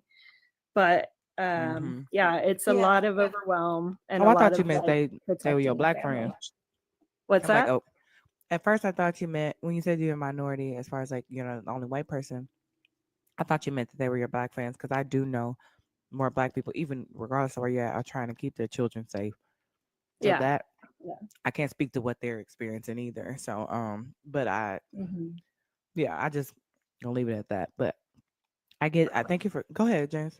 No, I gotta bounce. I'm gonna say that if I may, ma'am, I'm sorry to interrupt you. Wow, James, really? Be quiet, Courtney. Okay. Thank you. Get on mute before I come over there. Uh-oh. Well, let me joking. turn my volume up. No, I'm just kidding. I'm going to address this before I jump off, and this is no shade to Heather. A couple things you talked about the Vietnam War. That's because their kids were coming back in body bags, not because Black kids were coming back in body bags. So you saw people move, right? Like they were directly impacted, and it goes back to what motivates people, right? Like when you raise the specter of like people during Vietnam were doing things, yeah, they were because their children were being sent back in coffins. And so I think when we think about and try to conceptualize why people aren't doing anything, it's once again because the harm isn't at their front doorstep. Mm-hmm. It isn't directly impacting them. And then no offense to the group of people you named, but you know, when you have been taught your whole life, and again, this is not about any individual set of people, but when you have been taught your whole life that proximity to whiteness means rightness, then you are going to adopt the tools of supremacy that are so easily picked up, right? That's why I go back to that James Baldwin quote that you can't make a complex thing simple, right? Like you cannot. It is ingrained in who people are and how they move. Even to the point that people would vote for this man knowing that their family and friends would be deported. Like you have the tools of supremacy and the structures of racism must be so powerful that you have been deluded. You are a deluded individual, convinced that you are not the person that they're seeking until you are. Until you are. And I think he has shown them in this section in season 2 of his presidency how absolutely vile and despicable he is, and that he doesn't care about them. And some of them are still convinced. Yep. Still convinced. And Jessica, I know I'm on a little soapbox here, but I want to say one more thing. And conversely, on our side, we have folks that are so violently stupid and intellectually lazy that they would go out, campaign against Kamala Harris to prove a point, to stand on the stage of moral superiority. And what they have caused is not only the people that were helping them to protest being deported, they have caused what some people are suggesting will be 1.5 million people to be unalived because they don't have access to HIV/AIDS medicines anymore. They don't have access to vaccinations anymore. They don't have any access to health care anymore because the shuttering of USAID. Research. And so I appreciate that, James. I appreciate and so I think the thing that burns me the most in this moment isn't the folks on the right. I understand their ignorance. It goes back to Sinners. If you haven't seen it, go watch it. My shameless plug once. I gotta go see this. I'm actually about to buy it. I'm gonna watch it tonight. When they went to that door and they was acting a fool, they were like, "Uh-oh, gotta go. You got it. You understand better." These people are willing to, the people on the left that are calling themselves leftists, but they are truly cause colonizers, were willing to wager the lives of people. And they did not, by any stretch of the imagination, make lives for the people in Palestine better. And they say that G-side is their hard line, yet they do it from a cell phone born of a G-side in the Congo. And so we are They pick and choose, they Geno. Yeah. We find ourselves in an impossible situation. Let me close my mouth though, because now I'm getting mad because you know how I feel about them leftists. Appreciate you. I love you, James. I You appreciate you, asked me to, darling. hey, Courtney, you asked me to stay for what? Just to stay. Can you do that for me? Yes, I can. Yeah, I mean, with that's that what voice, I'd happened be for the- staying too, James. Child, listen, I'm too old and grumpy for any voices or anything like it to do anything to move me. Jessica, thank you. Whenever I come into a panel with a Black woman, I always like offer up my thanks for allowing me into your space. So I appreciate you. I love your topic. You didn't come across my For You page.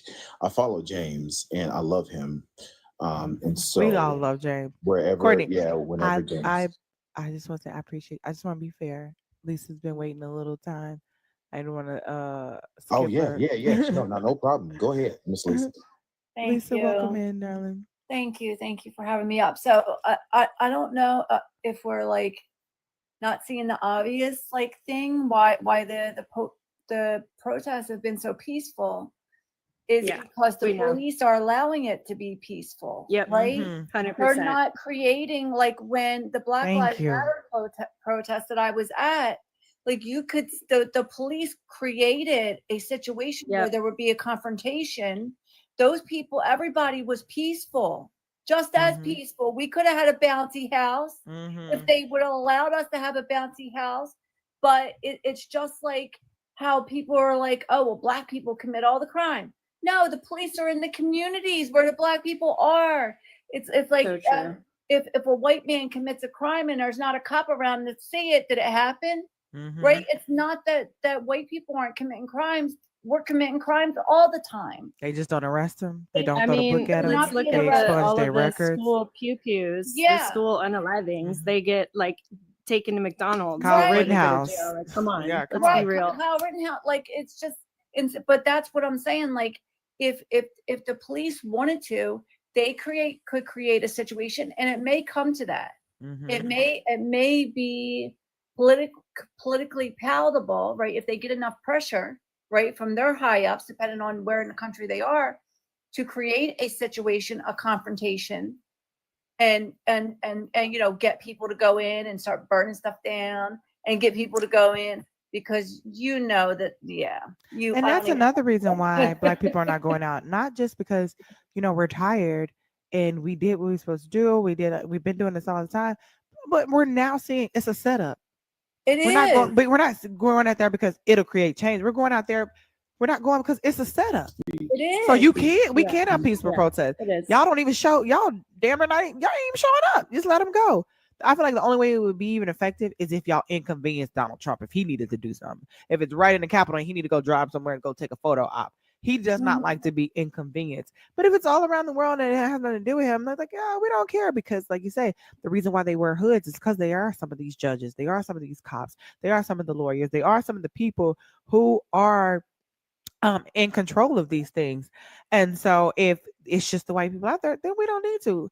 Like you say, you could bring a bounty house. I appreciate So, that. Jessica, that would be possible, but I don't know if you guys remember this, but in the first 4 years, the Firewood gate hood when you around could the wear a red cap.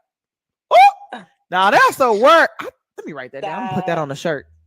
Yes, that needs to be a background. That That nigga needs to probably be a got background. unalive me in my back if I wore that shirt. That needs to be background. I don't know if you guys remember this, but But if I prior was to white, I'd Trump wear it. administration, the fence around the White House was about 6 feet. After the Trump administration came in, they raised the fence line to a 12-foot fence around the White House. Now, you may think that that's nothing, but it was just coincidental that it was after all these protests that this happened. And also, he prohibited any protest around the White House. Like on what used to be Black Lives Matter, which is facing the north side of the White House. And then you have the grass area, I'm just blank on it right now, that's south of the White House lawn side of it. All of that used to be free space in which people could protest. And near the end of his administration, he made it illegal to protest outside of the White House. So inconveniencing him for him to be able to see it out of his window to make him uncomfortable became damn near impossible unless you jumping out of a parachute booty butt naked with Trump is an ass on your bum. So that's really, I got you. I just want to say, like, when you say make him uncomfortable, that's how do you do that now? How would you do that now? And I need to drop, but I wanted to just answer your question, how to unfuck America. That's why I was asking that question. Because these scheduled marches, these scheduled things, they're not going to unscrew anybody. They're not. They're not. What you're talking about, these ideas of having some kind of tour and getting to youth, we've got to do, unfortunately, just like the Taliban does, we have to do the same way. We need to be starting with the next generation of voters, those first-time voters, and even the voters right after that. That's where we need to be right now. That's where we need to be. But I just don't see how it's going to happen with these protests. And I'm sorry, Heather, listen, you know I love you. You know I love you. Mwah, mwah, mwah, mwah. But these white protected women that are still stuck in, it's not that bad. But I say it's bad, but it's not that bad. I don't even know what that's called. I don't even know how to describe that. Maybe it's just about encouraging them to be their own person. What it's like to have your own voice, to tell your husband you don't want to fuck. I was in this MAGA live and she was like, I have to leave. She was having it. She had some opposition up with, obviously it was the Democrats. Santana Eric was on there, but in a couple of MAGAs, and the MAGAs was like, my friends are getting mad because I'm letting you guys up. I'm like, are they really your friends? And that's one. And then she was like, I have to end the live. I have to go do my wifely duties. Oh, you can tell she didn't want to do it. She didn't want to do it. And then you hear him yell, come on. She's like, all right, you guys, I got to go. Girl, blink twice. Oh, yeah, I remember that.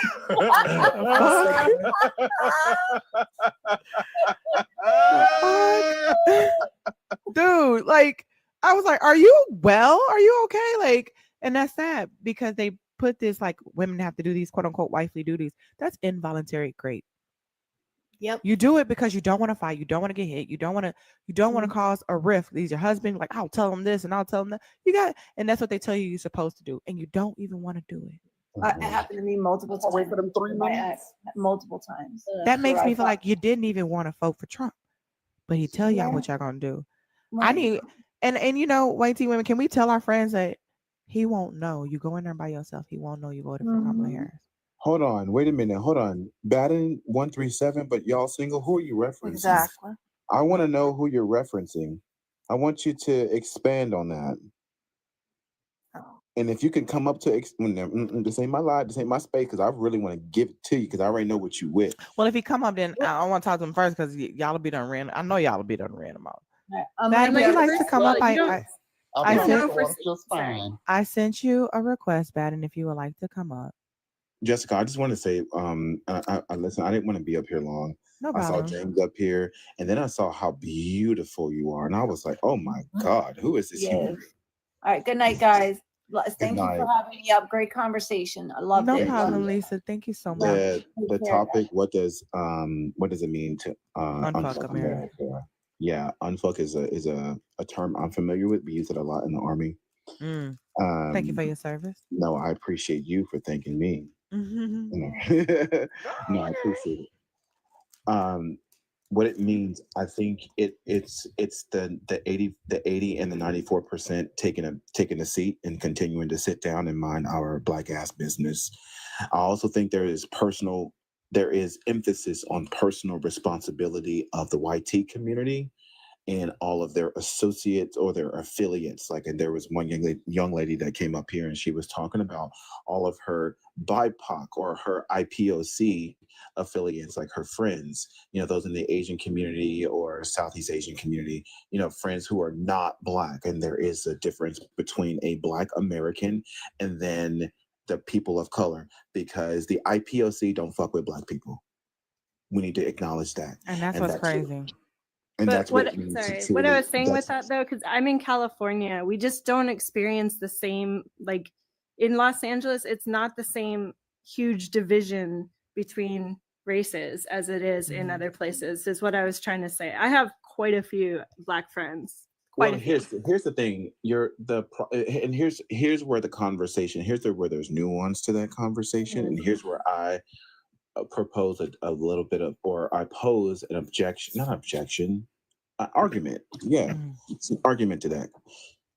The assimilation or the proximity to whiteness is what a lot of POC will draw to. It's very easy for them to say, I, as an Asian American or an Indian American or a Muslim American or someone of a religious or an ethnic group, will say, hey, I believe in trans or human rights. But when they're backed into a corner, and push comes to shove, the deal is done and the dust settles. The proximity to whiteness is more easier to access than to stand steadfast on the belief and the foundation that Black people in America have laid the foundation for people to have access to certain rights. Hello, civil rights. And the reason why the recent protest we saw a decrease in military presence. The reason why we saw a decrease in, even if there were police officers present, we saw one, they were not militarized. There were no up-armored vehicles. There was not a riot gear presence with police force. There wasn't. Simply because they do not fear that there would be a direct opposition that would pose a threat to whatever agenda is being posed to the American people. There's a reason for that. And I believe once we acknowledge that that is a reason, and that's not just for YT people, that is for YT people and their friends. People need to become uncomfortable with asking the question, why were we not met with the same presence that Black Lives Matter protests were not met with back in 2020? Why now, when we actually have a dictator that is backed and funded by somebody who is the richest man in the world, and we're protesting that, we're in opposition of that effort? Why, when we took to the streets, we were not met with that same force? Oh, I do ask that question. I mean, I know the answer though. I don't need to ask the question. Like, I know the answer. It's obvious, you know? And my viewpoint is I fully accept that I have white privilege. It's obvious. It's very clear.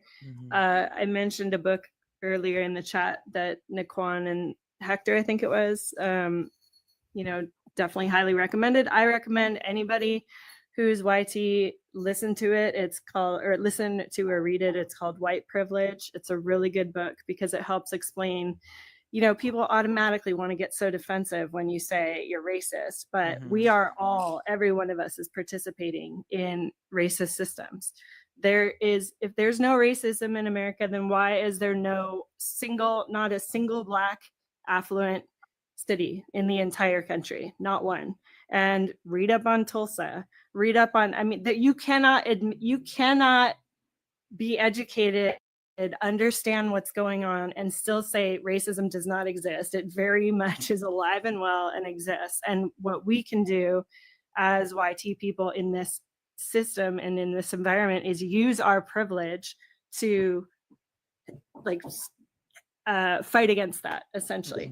And here's the thing, like the notion that we can use our white privilege, like Black folks have heard that for so many years.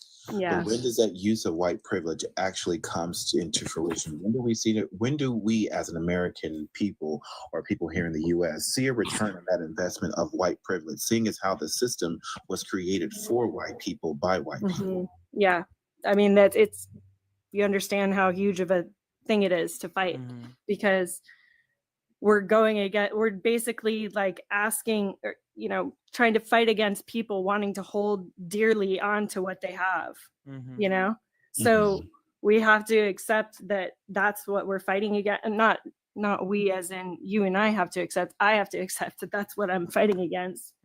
And it's not gonna be easy, right? And I do think what Free said, I actually disagree with that. I think these protests are helping. I think it's just a very different way. But like, nobody can say after this, after the BLM protests, everybody, the opposition is like, oh, there were riots and there was fighting. You can't say that.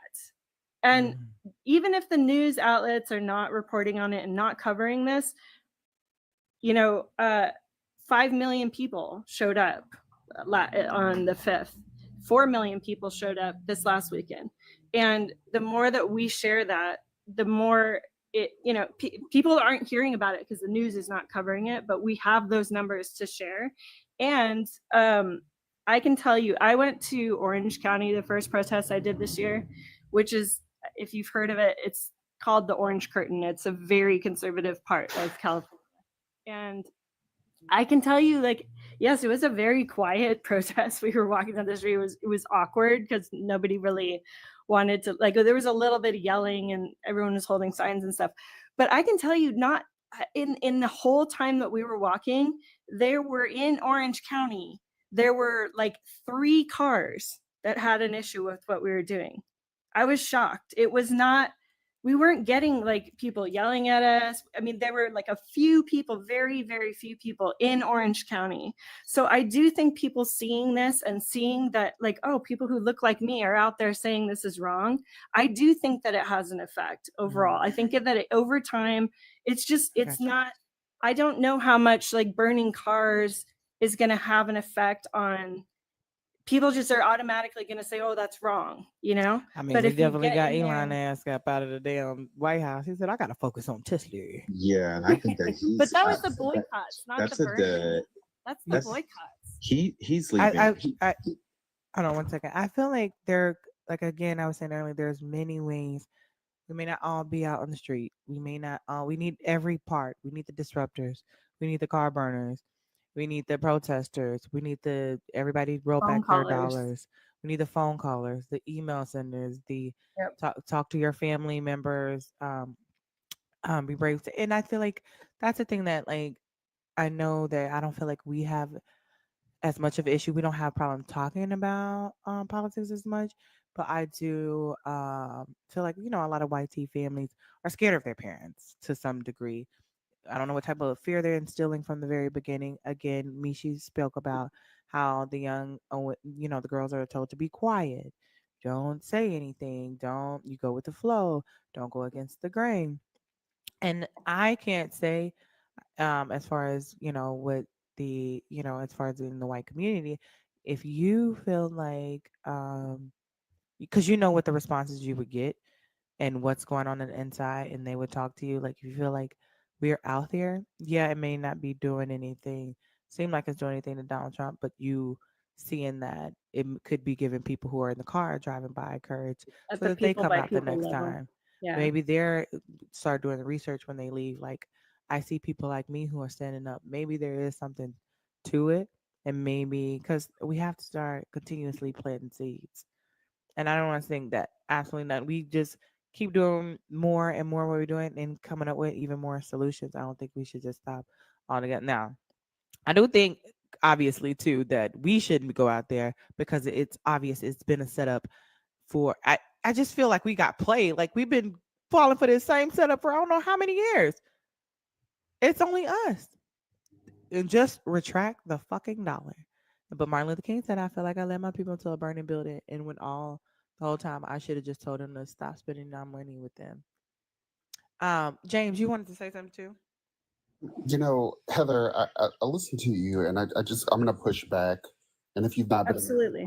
if you've not been on a panel with me, you'll learn that I'm that's typically what I do. You said something in your commentary like we didn't have maybe 3 cars that were aggravated with what we did. And I want you to sit in that and recognize that it wasn't that you were in Orange County and people were changing that caused that.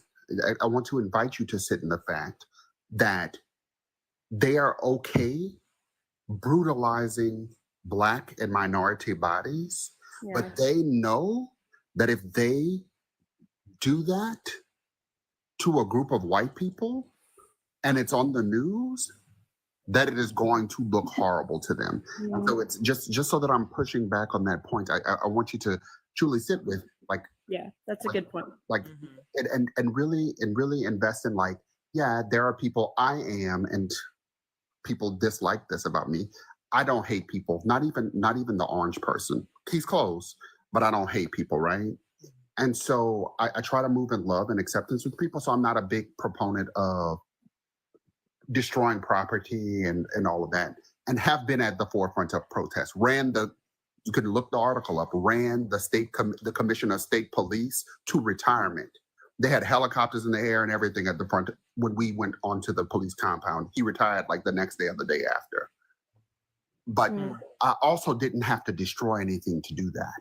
And so I don't disagree with you, but I think when we say I'm going to show up in the privilege that I have, particularly when I want a Black body or a marginalized body to be at a protest, I position my body in front of theirs when law enforcement. For sure. To 100%. make sure that they're In a safe. heartbeat. Yeah. And so In a heartbeat. and so Because they'll go like, damn. Yeah. So I'm not criticizing you because I think you No. are moving from a place Trust of me, love. James, I don't get offended. I am open to all this conversation. I don't get offended. I don't get defensive because I know where my heart is. So it's you could say whatever you want. I'm open to it. Don't worry about like prefacing it with And that's why me James being could say sensitive. I'm not gonna be. he So. can tell that you come from a place of love. Okay. Yeah. No, I gotta go. But Heather, I'm in the same city you are in, so Please. I will give you a follow. Yes. Grab please. coffee.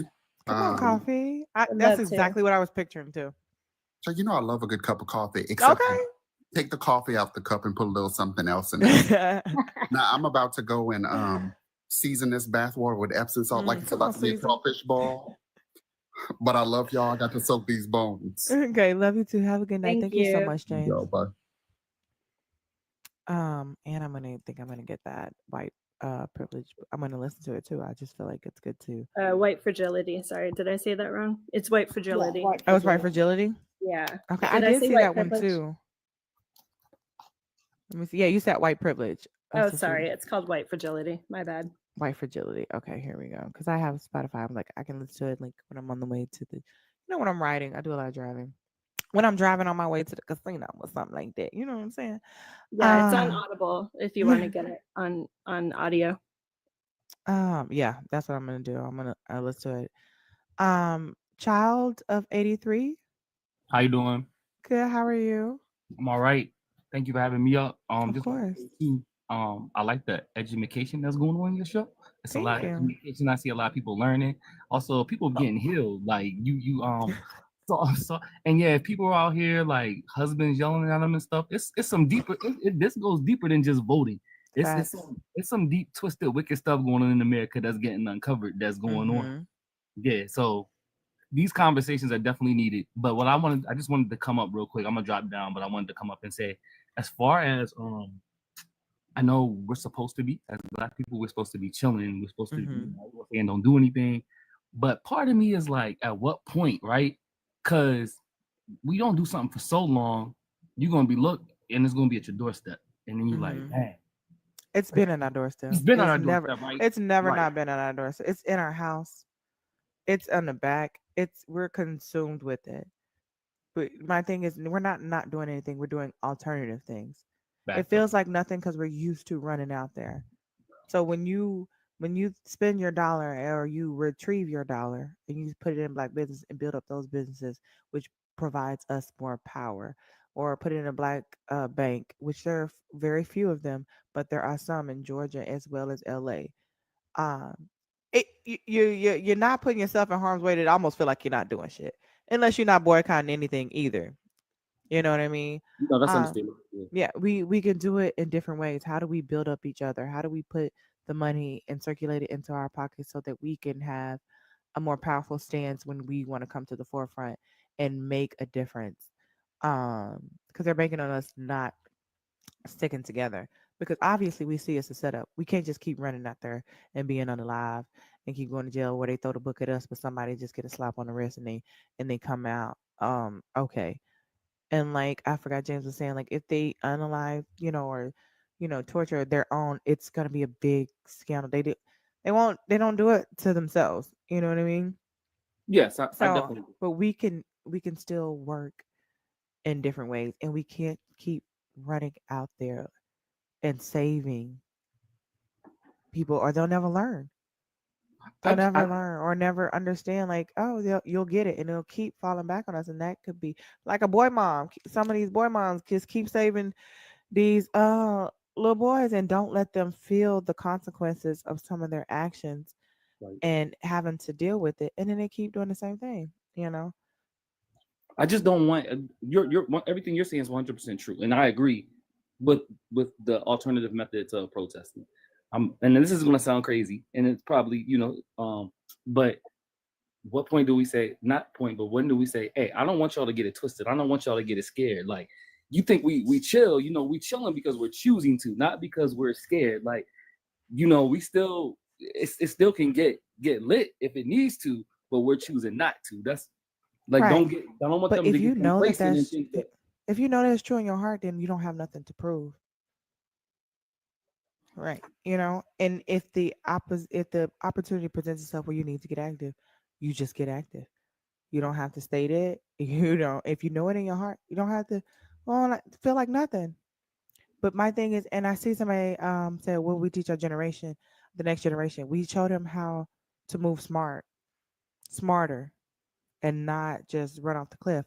Because as we continue to withdraw our dollars and put them into each other, we continue to make an impact and build up our Black-owned businesses to make an impact, and we have more say so, and then we can create change. We can create policy.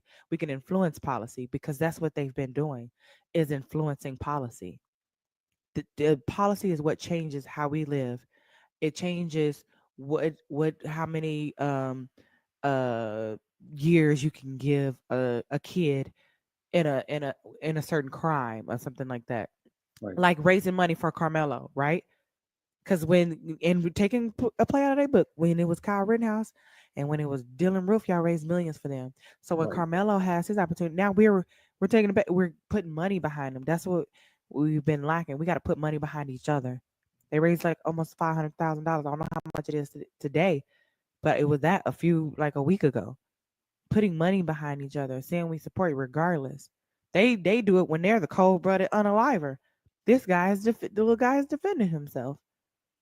So it's about No, that making makes smarter moves and money moves and power moves to make influence and influence policy and influence change, and putting these people, funding that judge that you want to be there, that that when your child goes into court for just being a kid, maybe made some mistakes, they'll look at them as human and say, and give you either the slap on your wrist or do your community service instead of life. You know what I mean? Just because he's a Black boy, Yeah. they don't understand that. So we got to work smarter instead of just running out there every single time, because they have that power already. We need to do that power. So the fact that they are able to, you go out there and do this part while we try to build up on this part. Bartering. No, that makes sense. Mm-hmm. And the last thing I want to say is now, one thing that you guys did mention is making him uncomfortable, making Donald Trump uncomfortable. And I feel like we can do that in smart ways. And actually, we can have fun with it too. Allegedly, allegedly, for all legal purposes and intent. Allegedly. Allegedly. Yes, because we can. I mean, come on. Dude got into it in his first term with Bow Wow. If you're the president of the leading nation and you're getting into a Twitter beef with Bow Wow, it's wild. That says a lot about. Yeah, so it doesn't take much for us to allegedly irritate him. Yeah, all you gotta do is say you're tan something. Come on with a really good joke and you got it. And it has to be somebody that has like a following. Because Taylor Swift said, "I'm a cat lady." He's like, "I hate Taylor Swift." No, if we had like a whole day of Twitter where we just like, I don't know, you Photoshop this picture and added him, you go crazy. If it was like 500 like ats of him and people you gotta Drake him. Yeah. yeah. We do some stuff like that. We can have fun that way. It's like, all right, we ain't on an aggressive side, but So there you go. Well, also like But getting judges in, you know, like the voting, that kind of stuff, like that's the long-term gain. It's not a short-term 1 week, like right. something that people get excited about for 1 week and then they forget it. It's getting judges in, getting voting, having the ability to vote, which is why the SAVE Act is so important to fight against. But like having the ability to vote, it's quiet. It's not getting out in the streets and protesting and yelling and burning things down. But your vote is so Our vote is so powerful. Getting the female judge in that Elon spent so much money, millions of dollars trying to not allow in where was it? There's the North Carolina judge that just won, but yeah, Wisconsin in that case. Yep. Yeah. Is that the same judge that they just arrested? I don't think so. I hope not. They arrested the judge because she. Yeah. Okay. Yeah, they arrested the judge. I think it was like today because the FBI because they're saying that she turned them like in the wrong direction to run after a undocumented person and they caught up with them on foot anyway, but they're claiming that she like turned them the wrong. It's so Nazi Germany. It's insane. It is so Nazi Germany. Like that's why we have to push back on this, you guys. Yeah. Because you don't want that to be a thing where you get comfortable doing. It's coming at our judges. Yeah. So that's what I was getting at. That stuff right there, the stuff that what she just mentioned, that judge, because I heard about that, and someone said it was Wisconsin. That right there, I feel like that's kind of like playing in our faces. It's already playing in our faces when you done really doing what you're doing with history and rewriting history. That's like some light playing in our faces. But that right there, what you're doing with that judge, how far? Like you know what I'm saying? Like you really line stepping right there. And it's just to see if I can do it. And in North Carolina, they tried to keep throwing votes out for the female judge that clearly won.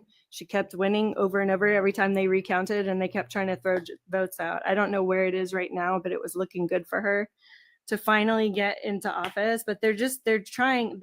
One thing I will say about the current Republican Party, they are very, very good at tricking and cheating the system. Very, very good at it. And because ain't no shame in that game. Yeah, they don't. And then convincing their masses that it was, whatever they want them to believe, they convince them of that immediately. So that is something I think we need to get better at somehow, is like the organizing, the communication on our side is that's seriously lacking. But I mean, I can say we can look ourselves in the mirror at night and be like proud of the way we behaved, where I don't think they can say that. They're just like grabbing and hating, Well, it's hard to fight cult behavior. You know what I'm saying? Like you're dealing with a different mindset. Yes.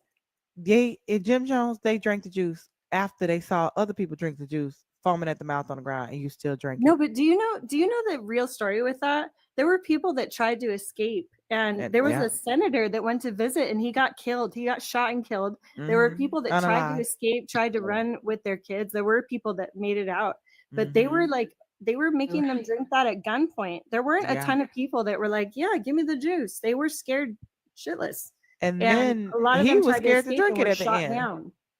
What's that? I said, and then he was a coward. He didn't even drink it at the end. I think he did.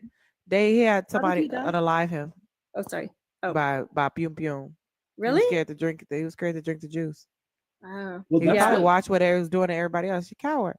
Just unalive me. But realize that's a potential. Like, yes, okay, everyone else, all the opposers right now, yes, they're getting it right.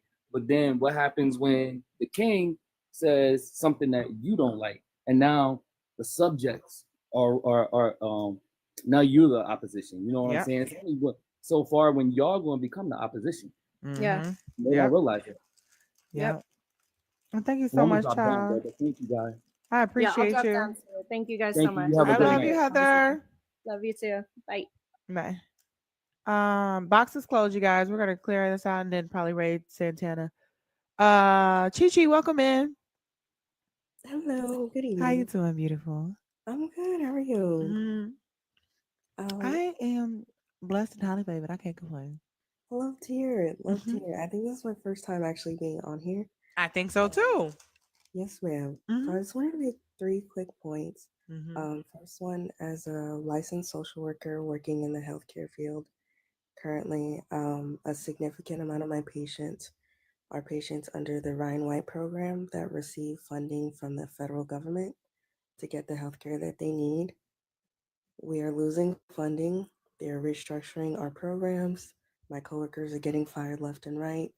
Please, everybody, for the love of God, if you care about yourself or the people in your life, look at your healthcare providers, know what kind of plan you have to be able to take care of yourself and the people around you when it Mm. comes to your health, because it's only going to get worse from here. The healthcare system is going to be even more overloaded, more overworked, less people, less funding. Health is going to be so, so, so, so important. Um, Please try to look into your area. Please know what are the free low cost programs that you can enroll in to get the care that you need. What are the food pantries in your area? What are the community centers in your area? What do they offer? Do you have a public library? How do you get a library card? What kind of classes or courses can you take with your library card? Do Mm. you have a community college in your area? Do they offer free or low cost classes? If you're worried about your student loans wages being garnished, can you try to figure out how to go back to school for like part time and you can afford that versus, having wages be garnished? Like, Mm. please just have a sit down. That's smart. Please, please look at the resources around you, because it's better to hope for the best, plan for the worst. Mhm. As someone who manages people's cases over time, my job is to find resources. So, what are the characteristics that you have learned? What are the degrees, the licenses, and the certifications that you have? How can you apply it to yourself and the people in your community so that you can help the people in your community while this is going on? Food, RFK, I don't need to say anything about that. That part. Our dairy supply is already going down the drain. E. coli in our lettuce. I'm already I just found a working with bug in some my friends lettuce. to try to I'm trying to grow some potatoes Hey, no and rats. little herbs. Trying to learn how to grow little things so that we Mhm. can maybe start like a little farm. I live in an Barter apartment. system. Yeah, exactly. So I'm just doing little things here and there that'll build up over time. Just working with the people in my small circle, because even though these major things are hitting us left and right, you have Thank you, to beautiful. think in a communistic mindset, Mhm. because your immediate community is what you can impact, Yeah. and little things build up over time, and we're all we have. We are all we have. And just like how you were saying, we all have different roles that we play. So, even though it's okay to process your emotions, we also have to think from a solution focused problem solving mindset, where we highlight, these are the things that are going on. These are my strengths. These are the things that I can apply to myself and my community. And these are Mhm. the steps that I can take moving forward.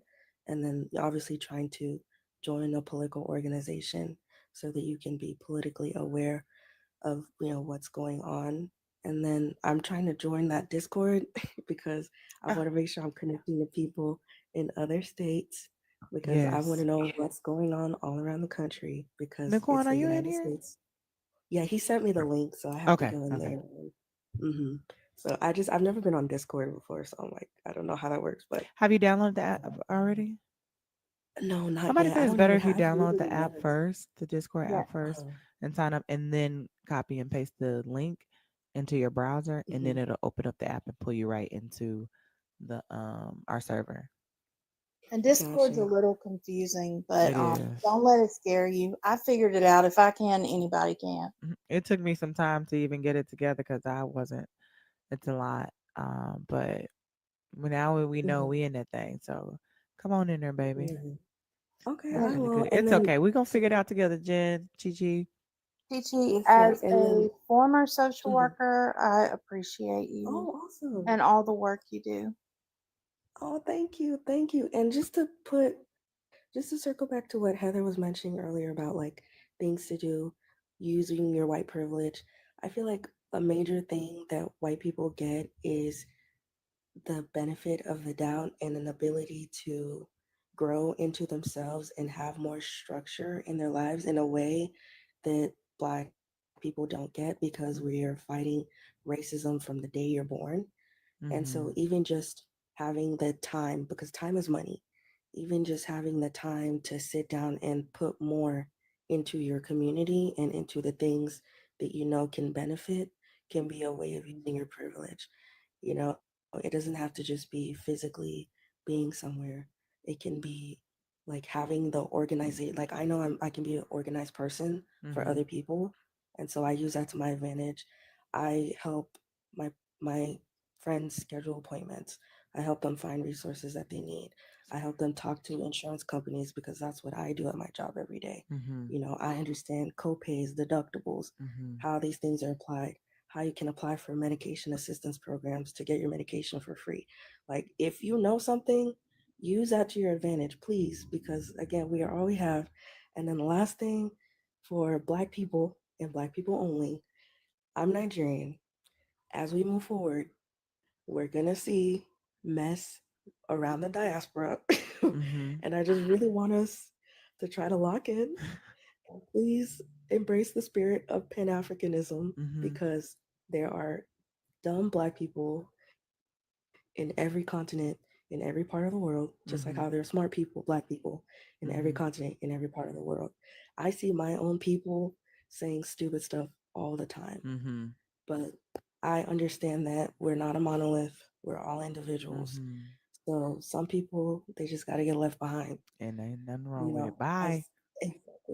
Bye, exactly. Lance. And as someone who's been in the United States, I'm an immigrant, but I've been in the United States for so long. I love Black Americans. I respect the culture. Like Harriet Tubman is legitimately one of like she's almost like a patron saint to me. She was a Mhm. human, but the amount of work that she did, and Yeah. then she said she was literally talking to God and having him guide her through how to make it through Mhm. and just building these channels and networks of support. Like, you know, there's so much history here and some people are going to get it, some people are not. Some people, you give them the time and the space to get it, and they get it eventually. Some people, they don't. And you just have to do what you can and keep it pushing. And I hope we don't let, you know, diaspora wars keep us distracted from the common enemy that Yeah. we all have. I So agree. that's all I have. Chichi, I appreciate you so much. Thank you. Oh, Thank thank you. you. And Let me get on uh, Discord. yes, go on, come and get in there. Download the app first, and then like set up your, email and stuff, and then copy the link into your browser. It'd be much easier. Also, too, my cousin said at our family gathering this past weekend for Easter. Um, the doctors are trying to play you. Don't go to the doctor by yourself. Take somebody with you. Don't be afraid to ask questions. Don't just take whatever. Don't let them dismiss you because they're playing in our face. Okay, so don't just let them run over you. Roro said a lot of good things that I want to kind of scroll back up and catch if I can. Yes, and all subscribers get access to the Discord. We are like 2 subscribers away from our goal of 225, and I don't know if we'll hit this goal, but I should probably first of all, let me make this just one because then I want to put my good night goal. Excuse me, just one. All right, and then I'll put that, and then we'll do like 5 good nights or something. What else am I looking for? Aurora. He said, if your job offers tuition reimbursement, use it. For those, especially if they're dropping people left and right, check the resources at your job. Some jobs offer tuition reimbursement. A lot of people don't take advantage of that, but if they do, please take advantage of that. Um, Go to community colleges to take classes. It's much cheaper um, as well. Man, what else was I got to have? I think he said something else that I wanted to touch on. Start a garden. Check on the older people, you guys. Check on your elderlies. Ask questions too. Ask questions about when they grew up. Get knowledge from them. Get knowledge from them because they know life insurance to build generational wealth. And I bet they would stop unaliving our black children or our black people if we had more life insurance policies as well. Get the money. Do it. Take a look. It's in a book. Read Um, a rainbow. right. I use for tuition reimbursement to pay for my nursing degree. Smart. Yes, link up with those people who are nurses, who do know how to garden. All of those things. Phase Winner with the extension of the subscription. Let's go. Drop some coconuts for Phase. Cause let me tell you, Phase know that they are not like us. He doing his big one too tonight. Oh my goodness, I went to the doctor with my husband and was blown away at how they heard him. Hold on, what they do?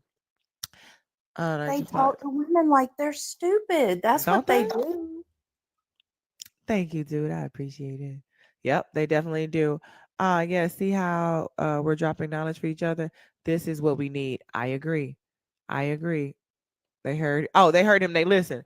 Oh, they'll listen to him. They'll go right over your head. You'll be talking, they won't even be they'll just be talking like, oh well, you look fine, bitch.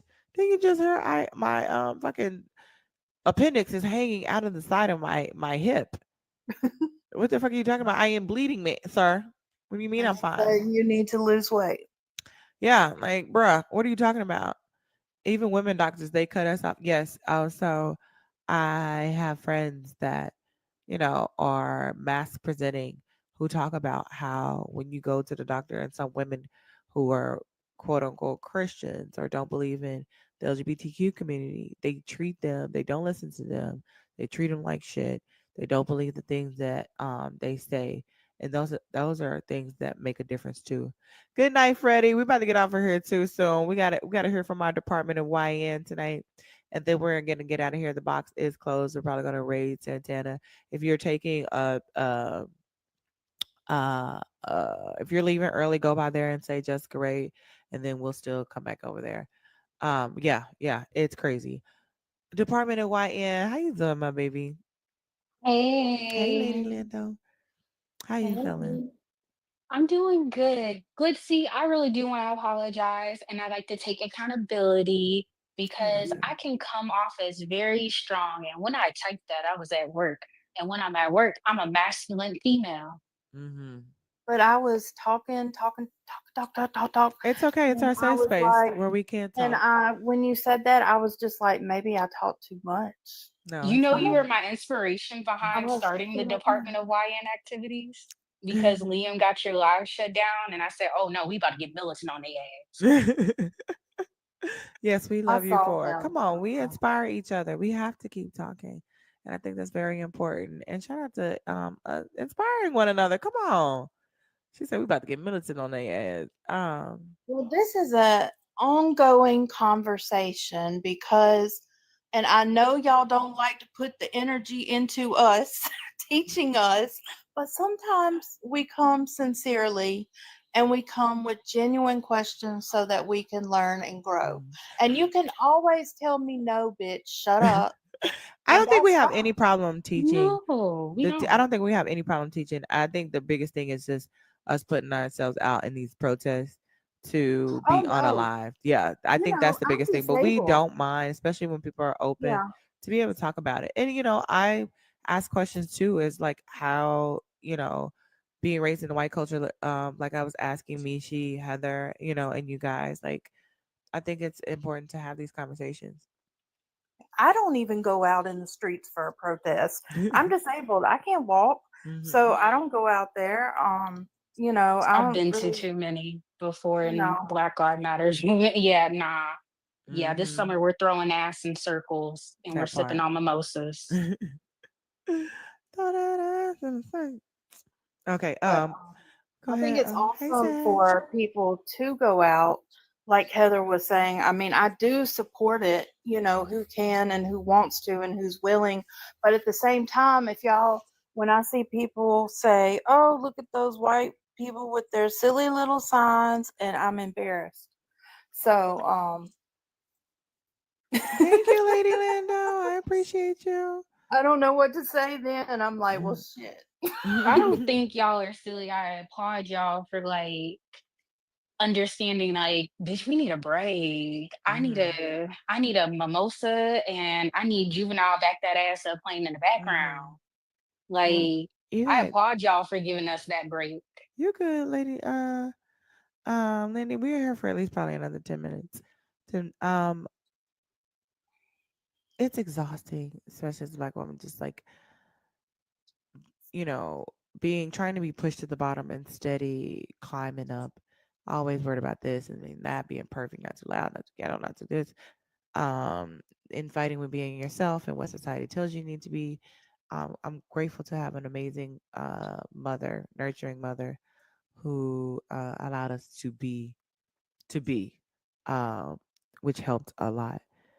And that, I think that is what Black women are just looking for, just to be able to rest mentally. Even emotionally, we still can't because we don't know if you're gonna get it done. But our children also too are in danger. There are so many other things at play, but to even be able to take that one um, off your shoulders for a little bit, to have any bit of little relief or even a little bit, is priceless. Yeah. Yeah.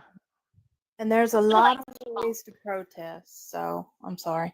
No, go ahead. Yes, Roro. There's so many ways to protest, and it doesn't include, you don't have to get out there in the streets physically. You do it from home. You do it with your money, you do it by contacting people, you do it with speaking out, like right now. I mean, there are plenty of white women I know that don't say a fucking word. And, it's like you could at least do that because that's the bare minimum. Just speak up. Right. Say something. Say something. I'm giving up on you. I already gave up. Yeah. We got this, you guys. Department of YN, I appreciate you, Glitzy. Thank you so much. I love you guys both. Just know that the Royal family, the Royal chat, you can say what you want to say. You can say it as long as you need to say it or whatever. It's our safe space. That's our safe space. Yep. I love you. Love you. I got two things to tell you. Yeah, go ahead. So Louisiana, if you are in Louisiana, guess what? They just put down $100 million for juvenile detention camps. Wow. Hold on, you going out? We can't hear you. Oh, can you hear me? Come back. Can you hear me They now? put $100 million down for detention camps. What are they planning? You only spend $100 million if you have a plan to fill it, to make it make you money. What the fuck? So they put up 50 million down for adults to add on more prisons in Louisiana because I don't know why you would need them. And they're farm labor camps, kind of like Angola. Hold on. What? Yeah. Farm labor camps? Yeah. It's a hot mess. Oh, I bet the fuck it is, Roro. What a great way to Also, spend our tax dollars. America first, right? America's going to jail first. America's going to feel it first. America's going to pay first. That's why you got to be specific in what you get and what you asking for. You got me fucked up, 1924. I don't know who they think they finna enslave. That's why we got to play smart. yeah, they did get approval phaser 1 for one of the cities, and yeah. We have to, while we're out there fighting, they plan on passing policies, building this, getting funding. We need to be fighting against that, calling our representatives too. So, like, that's what I said. While they're doing that, we need to be a person watching where the money at, watching where you're trying to send money to, watching what's trying to be passed, these policies locally, statewide, federally, everything. Oh, I got some federal news too. Everybody favorite DUI hire, Pete Hegseth, has a unauthorized internet line in his office at the Pentagon. And why Wow. does he have this unauthorized line of internet? To use Signal. This is sad. This is So what he put the happens when you whole, hire income. This is what happened when you roll back DEI. yeah. Please educate young So boys and yeah. girls on crime also. I work in a juvenile jail. Don't like what I see. Teach them what their rights are. Talk over the Constitution. Talk about what police can and cannot do. They want to keep us dumb, which is why they want to eliminate the Department of Education instead of adding more money to it. Like if you even look at the numbers over the last 10, 20 years, they've been slowly decreasing the amount. And that's why people are slowly getting dumber and dumber. And then so you can one day say it doesn't work. Take a little bit here, then a little bit there before you know it they're not really getting anything in the first place. When actually we need to go back to what 20 years was and then double that. We need to add more money, more resources. But we have to teach each other. Heck says days are numbered. I hope so. I hope he ain't got not damn number Well, left. I Okay. mean, the Goonies are Goonieing for him because, Facts, yeah. YT. The Parkers. Okay, you guys, let's go. Ray Santana. Thank you, YN. I appreciate you, love. Depart Bye. DOP. Hey, DOY. DOYN. DYN. hey. DN. I'm gonna start calling you DN. DYN. I love you, baby. All right, love you too. Bye. All right, you guys. That is a wrap. Thank you guys so much for being here. YouTube, I appreciate you guys for sticking in with us, you guys. Twitch, thank you guys for being here as well. Hey, Aggie. Yes, Greg, thank you almost always for coming through on a Twitch. Thank you to all of our followers. Thank you all for liking it. Thank you all for being here. Again, hit the thumbs up button. Make sure you have subscribed. I appreciate all the donos and all the love that you guys given tonight. This allows us to keep being able to have these conversations. These are very fucking important. And like I say, we all do our work in different ways. This is the work that I do. I know it's about knowing your strength and know where you can be the most effective. YouTube, thank you guys so much. Bye. Oh no, who is this trying to debate us? Nope. Trying to what's that called? Trying to yes, this was great. I agree. Can somebody